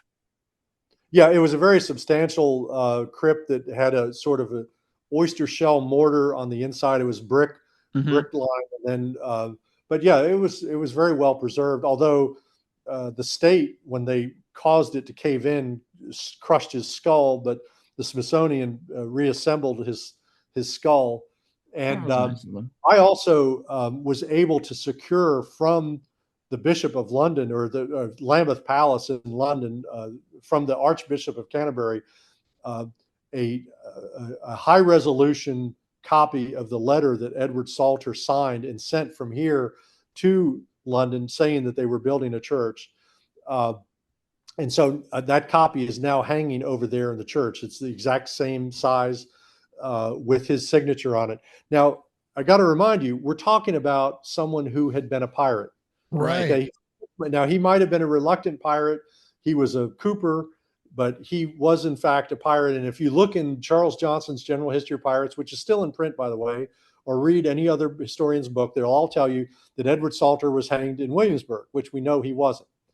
Now, here's where the story starts. Well, I should also say that I did further research, and Edward Salter, during his lifetime, produced a very large family. He had one son, a number of daughters, and then that son had a son who became Edward Salter III, and that family, Edward Salter had 3 grandsons who played heroic roles in the American Revolution. Wow. Edward Salter III intercepted a cache of supplies that had been placed ahead of Cornwallis's route on his way to Virginia. And Cornwallis was deprived of those supplies, which had a direct impact on his ability to, fight that battle at Yorktown. Another grandson, Robert Salter, grandson of Edward Salter, was the sheriff of a county. He stopped collecting taxes a year before the Boston Tea Party. He refused to collect taxes. A third grandson fought in the Battle of Moores Creek, which was a very significant. Moores Creek Bridge. Moores Creek Bridge, and a fourth grandson, whose name was Wiley Blunt, was a 3-term governor of Tennessee. This was a grandson of a former pirate, and so this is the part of the story, first of all, that pop culture and Hollywood and the media has completely missed, because here we have someone who was a pirate who produced a generation of men who fought for the independence of our country, and they fought almost with the same spirit that the pirates did during the golden age of piracy. They were simply wanting freedom. They wanted to be able to determine their future themselves and not have people tell them what to do. And so there are some important lessons to be learned. Now, to wrap up this part of the story, a number of years go by. This was maybe about 5 years ago. I got a phone call from a guy, and this is from the Eastern Shore of Maryland. I'm not going to disclose his name, but he's a collector of very high-end colonial era original art, paintings, Hmm. portraits. And he contacts me and he said, I understand someone referred me to you because you are an authority on the Salter family. But recently at an auction, I purchased a portrait of a woman named Hannah Salter. And what can you tell me about her? And I said, well, Hannah Salter was Edward Salter's unborn daughter when he died. His wife, Elizabeth Salter, was pregnant with his fifth child, and this was Hannah Salter. And she, in Edward Salter's will, she inherited his plantation. He bequeathed that entire wow. plantation to his unborn daughter. This is Hannah Salter. And so I do more research, and I now have he won't, the portrait is estimated to be worth $50,000, $60,000. It was actually painted by the name escapes me at the moment, but it's one of the more famous artists of the Revolutionary period and pre-Revolutionary period, a very noted artist. But I do have a copy of this painting. She sits over my desk in my office. The more research I did, I discovered that it's very likely that Hannah Salter was buried next to Susanna Salter White, and Hannah Salter's grave may have been the grave I stuck my head in. Whoa! Really? Years ago, yes. And Wow. now, and when that happened, all those years, I felt like I regretted that I had stuck my head in someone's grave. That's not something, that I willingly will do. And I felt by doing so, I had sort of incurred an obligation, a debt to whoever that was that had to be fulfilled. And I always held that sort of as it was a sense of guilt or obligation until that day that I saw Edward Salter's casket being lowered into the ground at the church that he helped to build. I then suddenly felt that I had done my duty, and I was relieved of that debt or obligation. And then a couple of years later, out of nowhere, this painting of her appears, so that she's absolutely beautiful. And it looks like it was painted for her, her wedding. She was actually married twice, but it may have been one of the two weddings. And it's really kind of an amazing story. And that's the Blackbeard pirate story that you'll never see. No, that's an incredible story, and you're a part of that. So that's where that's you huge. get to step through. You step through the research pages, and now you're a part of it, which is incredible. I got to ask you, just because I'm a macabre dude, what did you like from the time you took possession of Ed? Can we call him Ed? Right? Until the time he was reinterred, was he just like hanging out in your house? Like, what's that like? Like, what's that process like? Well, first of all, the whole effort to recover his bones that were actually packed in three cardboard file boxes. Okay, so his entire skeleton was in three different file boxes. Our whole purpose was we wanted to show respect for the dead. I mean, that is not how that individual wanted to end up, and to be in a warehouse in Raleigh, and Raleigh didn't exist or whatever, but to be on a shelf. And, so actually when the day came for the state archaeologist to officially hand over the remains, I arranged for a hearse from a funeral home near Bath, to drive up to Raleigh and to park outside the archaeologist's office. And they had to carry the boxes out. We had a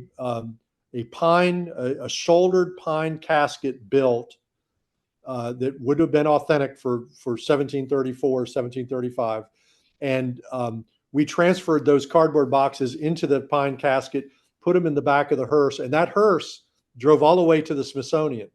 I didn't handle them, we made sure that, and so we pulled into the Smithsonian parking lot and carried Edward Salter into the forensic anthropologist's office.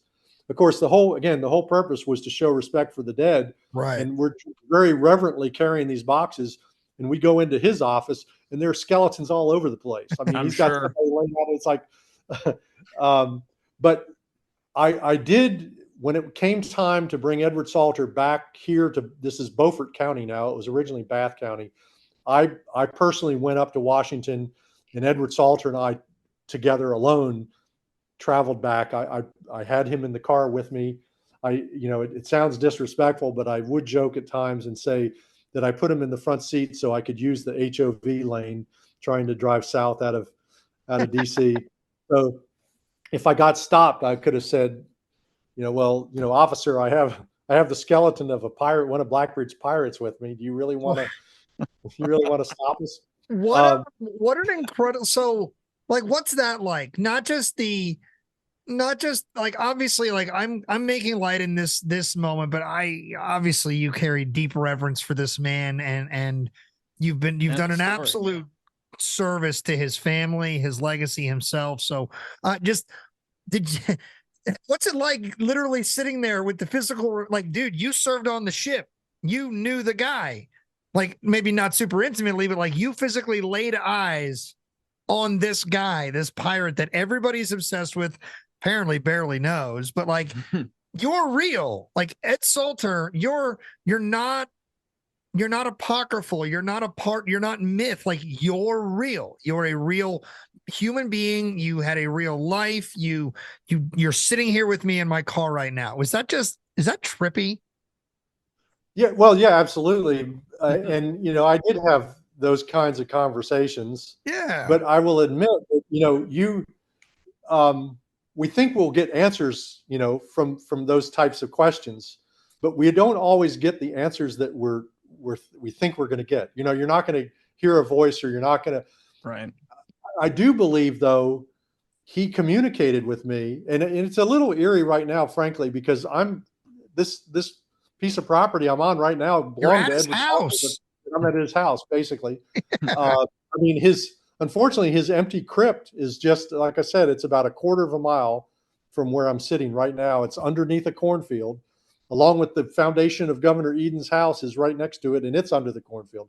But anyway, I think that my connection with him and the maybe questions that I might have had for him those answers manifested themselves in different ways. For example, having this photograph of the portrait of his daughter, the daughter that he never saw, by the way. He died before she was born. But I have this, now it's a poster size photograph of that painting that's on my desk. But so there are other ways that has manifested itself.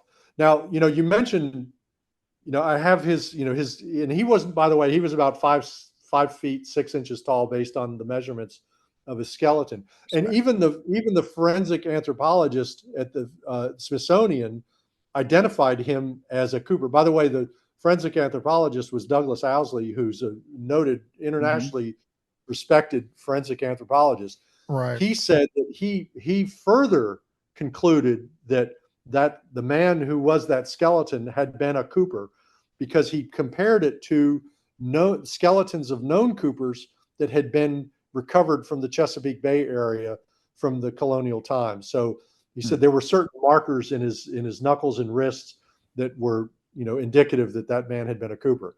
Now, he had the tattoos "Marry and Land" right on his knuckles. That's right. That's not true. By the way, Edward Salter, after he bought this plantation here, but then he bought like 3 or 4,000 acres on the Tar River, which is where Susanna White was his granddaughter, by the way, that brings the whole story full circle, because that's where my search for Blackbeard began. And I was able to confirm and conclude, prove that she was actually Edward Salter's granddaughter. But he named that property Mount Calvert, so, I mean, that's another connection to Maryland. Right. Yeah. That would, but also I want to, since we're talking about skeletons, I'm fairly confident that the headless skeleton of Blackbeard, along with the other 21 men who were killed in the battle at Ocracoke, or 20, There were 11 Royal Navy sailors and there were 10 pirates that were killed in the Battle of Ocracoke. The legend at Ocracoke, and they love to tell this story, and they've made a lot of money telling people, unwitting tourists, that Blackbeard's headless body swam around the ship 3 to 5 times, or somebody says 5 times, before it sank into the depths, right? The depths. Well, the water where this battle took place was 6 feet deep. I was going to say the depths of Ocracoke Inlet, where I can almost touch the bottom at my 5'7" height. Right. So, the other thing that people don't realize is that Maynard, when the battle was over with, Maynard was there for 2 weeks. They did not leave for 2 weeks. All 3 of the vessels, the Adventure, the Jane, and the Ranger sloops, all 3 sloops, remained anchored there because they were all shot up. The sails were torn up. The standing rigging was shot away. And so it took them a while to be able to get going again. So the whole idea that they had 9 other corpses of pirates, and they had 11 corpses of Royal Navy sailors. They didn't take the Royal Navy sailors back to Virginia. They buried them. They buried them there. They buried the pirates there. And and if they had dumped Blackbeard's body overboard, they might have done that symbolically, but I'm sure they would have fished it back out of the water, because if you anchored there today, if you threw a Clorox bottle in the water, the tide would take it out, and then the next time the tide came in, it would come by and pass you. It would go up toward the sound, and then it would come back again when the tide went out, and it would pass you. And a corpse would do the same thing.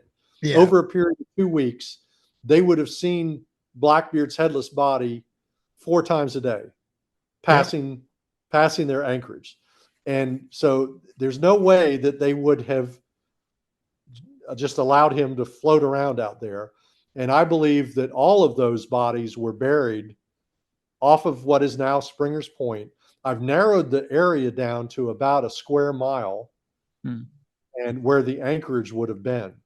And somewhere, and I discussed this with Dr. Owsley, and he told me, he said after all these years, he said, if it's all, their skeletons would almost certainly be in fresh water. What people don't realize is that you can dig down almost anywhere on the Outer Banks 4 feet deep, and you'll strike fresh water. The Outer Banker ponies would just use their hooves. If they needed water, they would use their hooves, and they can dig out fresh water. So almost certainly, whatever they dug for graves, they probably were fairly shallow, but let's say they dug them down 4 feet, even 6 feet, is now covered by about 4 feet of water. And so it's possible that those skeletons could be found. And so I was going to ask you, Kevin, the area that you have narrowed it to, is it a part of the island that's still above ground, or do you think it's now out in the water? It's out in the water. Okay. The shoreline's receded enough, and they wouldn't have buried them in the far, at Springer. If you've ever gone out to Springer's Point, there's live oaks and cedars, and the root systems are very extensive. And if you've ever tried to dig around the base of a tree, there are a lot of people who've said that Blackbeard buried his treasure under a tree. It's like, that'd be the worst place to try to dig a hole. Because, good point. So I believe that somewhere between where the forest is at Springer's Point now, you can actually walk out probably a half a mile from Springer's Point and still be in 4 feet of water.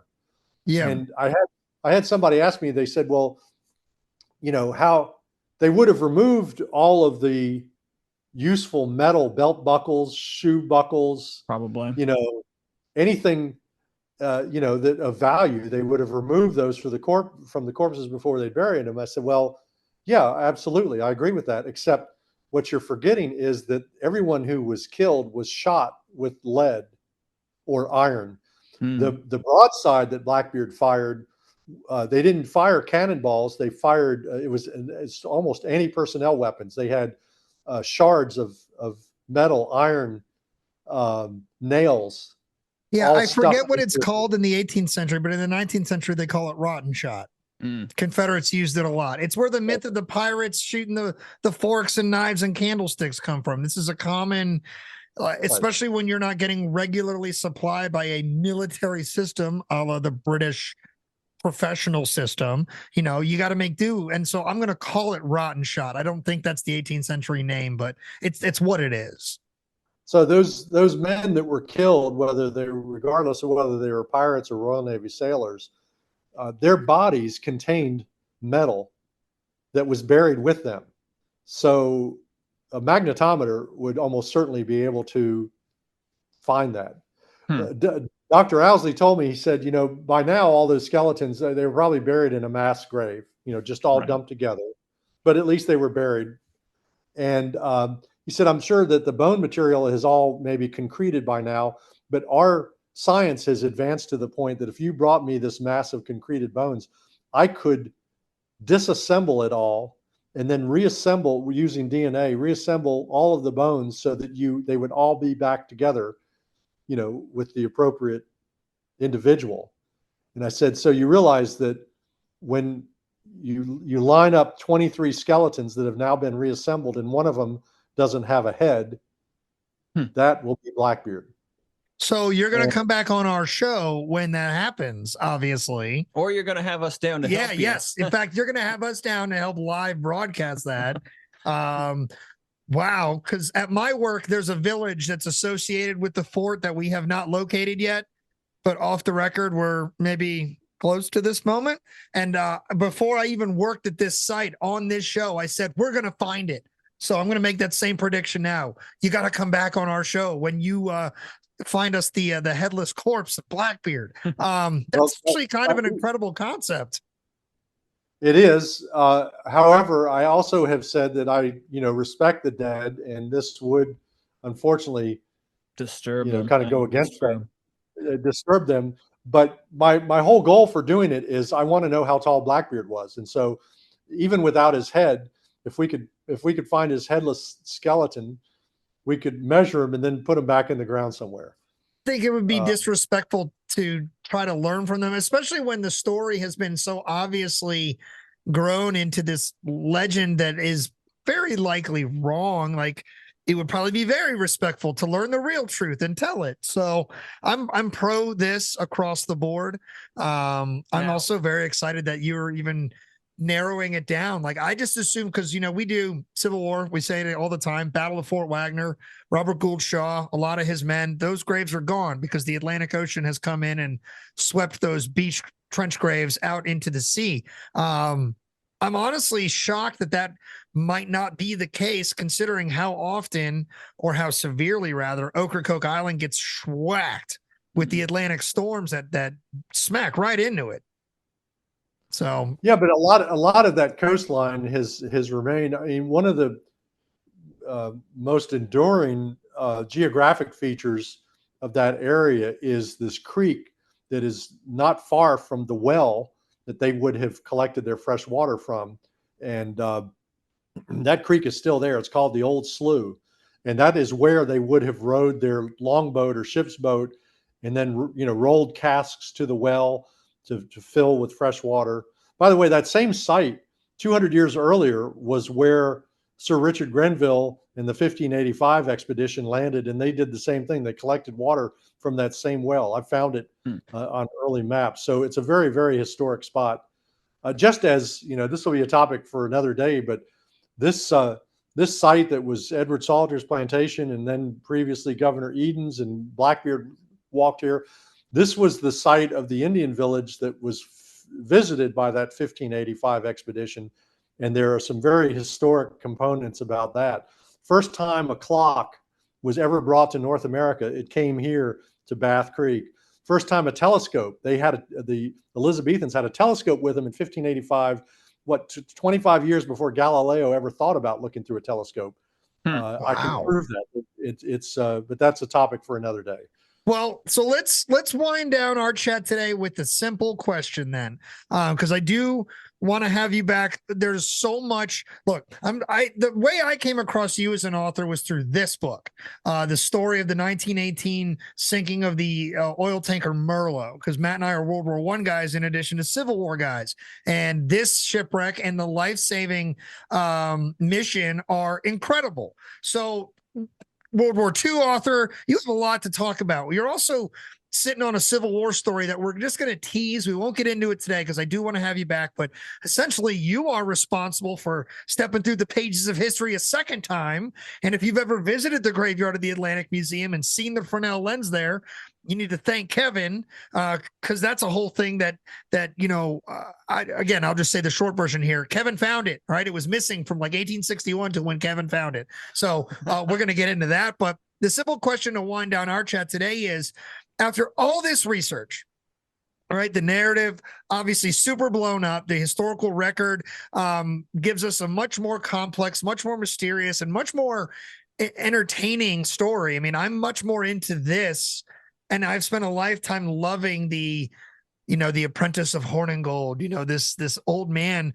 Who is he? Like, even if it's just in your opinion, based on your interpretation of the available research.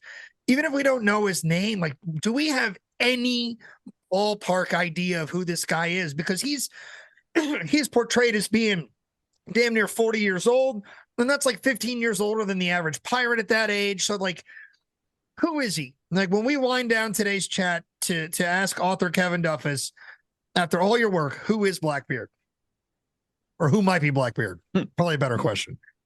Yeah, who would I like Blackbeard to be? Yes, okay, that version. Based on my theories. And, I think we've established that Blackbeard had very strong connections to this Bath community. He wanted to help develop it to boost the economy of this area. His closest friends were the sons of Bath plantation owners. And I think he himself was the son of a man who owned property here in Bath, whose name, and this will alarm a lot of people, but a man named Captain James Beard. Captain James Beard's plantation is, I can see, it's the next point of land. There's a creek right behind me, and the next point of land was a piece of property owned by Captain James Beard. Captain James Beard was a merchant sailor, came here from Charleston and also Goose Creek, which is a community, a river community just west of Charleston, came here the same time that an aristocrat from Barbados came to Bath, whose name was Robert Daniel. Robert Daniel owned a slave named Caesar. Robert Daniel owned the plantation that's out here at the mouth of Bath Creek that was next owned by Tobias Knight, who bought it from Robert Daniel, who also bought Caesar from Robert Daniel. Captain James Beard had a son. We don't know the son's name, unfortunately. And that is the ultimate piece of the puzzle that is still possibly out there. I'm still doing research to try to identify Captain James Beard's son. Now, I've been ridiculed for suggesting or believing that the man who was Blackbeard could have been Edward Beard, the son of James Beard. There are other historians and archaeologists who just think that that's such an absurd idea, that Blackbeard was from Bristol or Blackbeard was from Jamaica, but without any more evidence than the fact that this Captain James Beard had a son, and he lived here in Bath and was acquainted with Caesar and these other young men from Bath. How could he not be the most likely possibility for the identity of the man who was Blackbeard? Obviously, and I want to tie in more to this, coincidental ingredients that we're putting in this may or may not be soup. James Beard was friends with you said an aristocrat from Barbados? Yes. Isn't Stede Bonnet the son of an aristocrat from Barbados? And not only that, but James Beard had a brother. He and William Beard, who were brothers, also came from Barbados.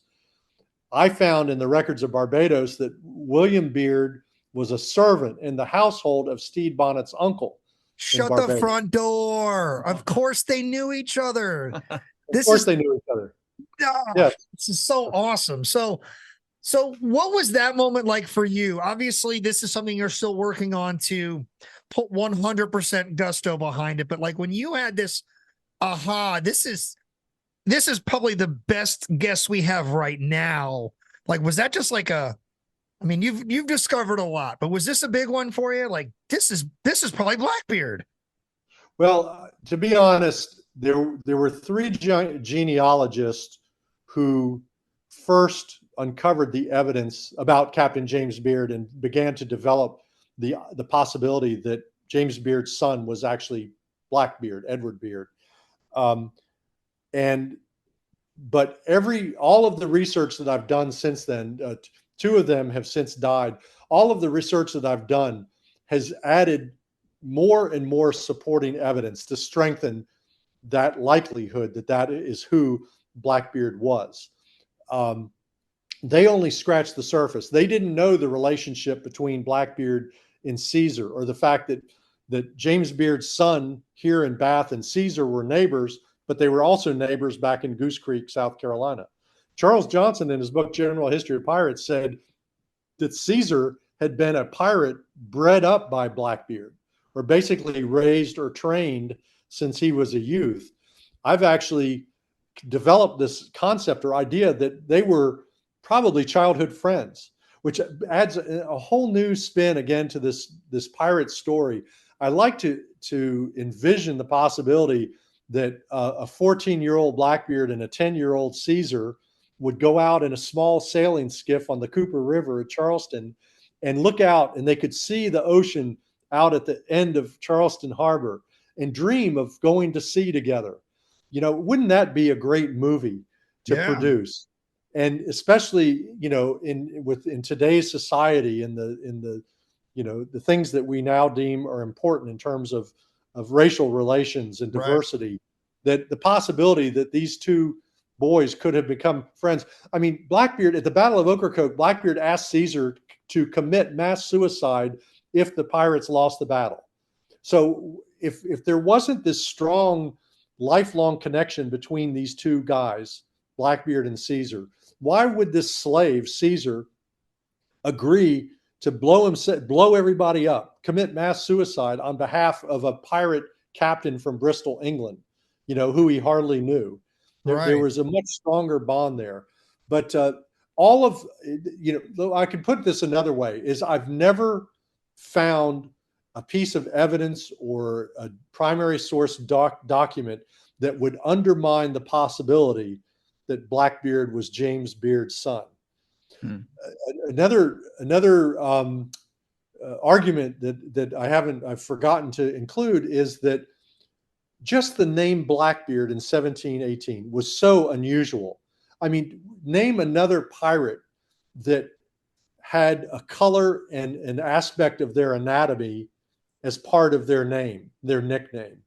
You know, people didn't go around naming themselves, you know, Big Nose, you know, or yeah. I like to compare Blackbeard to all of the famous criminals in history who had really catchy names like Babyface Nelson, you know, or Robin Hood. But there is an example of someone in Blackbeard's time who had a similar name. He was a cattle rustler in Scotland. His last name was MacGregor. His first name was Robert, and he had red hair. And the Gaelic name was Robert Rued MacGregor, or Red MacGregor. Well, you can tell you're smiling, and we know him by a different name. I'll be telling you that one, boys and girls. Everybody knows him as Rob Roy. That's right. But he was Red MacGregor. All of his neighbors and friends and enemies in Scotland knew him as Red MacGregor.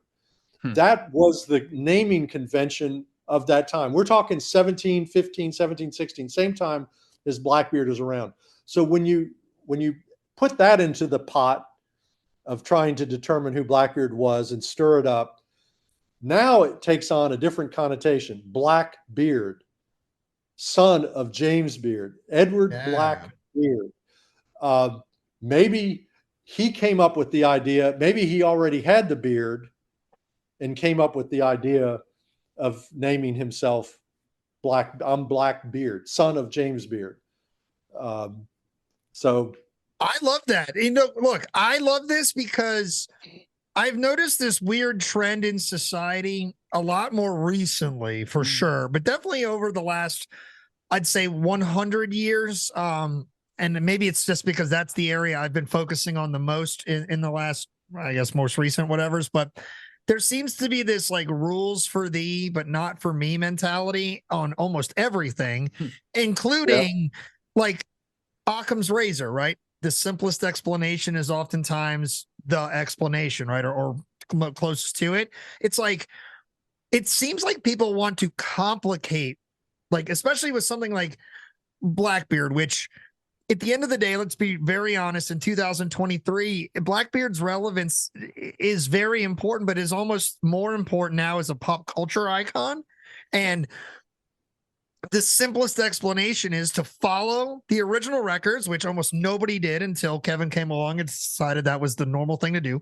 And then when you propose, James Beard and Son and all these other behavioral things, like such as I mentioned, Blackbeard is older than your traditional pirate. I mean, your average, I think during the golden age, the average pirate prime age is like 26.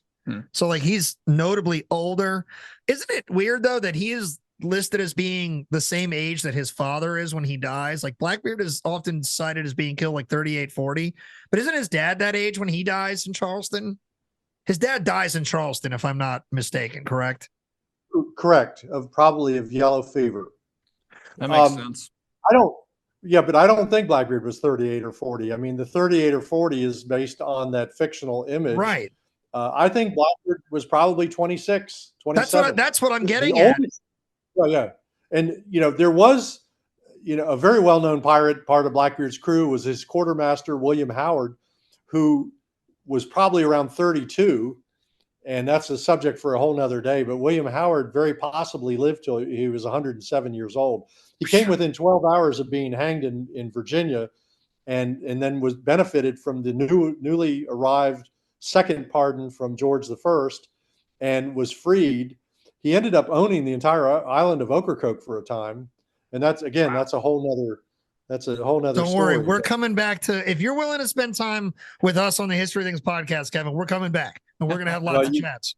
You can't forget that. We got to talk about the story of the Cape Hatteras lens, and because you guys like the Civil War, and I've got a couple of surprises that will just blow you away with that story. Kevin, I think our listeners are going to be blown away by a lot of the work that you have done and that we are going to present to them over the next, honestly, with the amount of work you've already done and that we are now being exposed to, we're probably going to offer your work to our listeners for a few years at this point now, because the Merlot is coming up in our, in our schedule in a season or two. And since you wrote the book and you're the entire reason I wanted to tell that story, we're definitely going to have you back to tell that.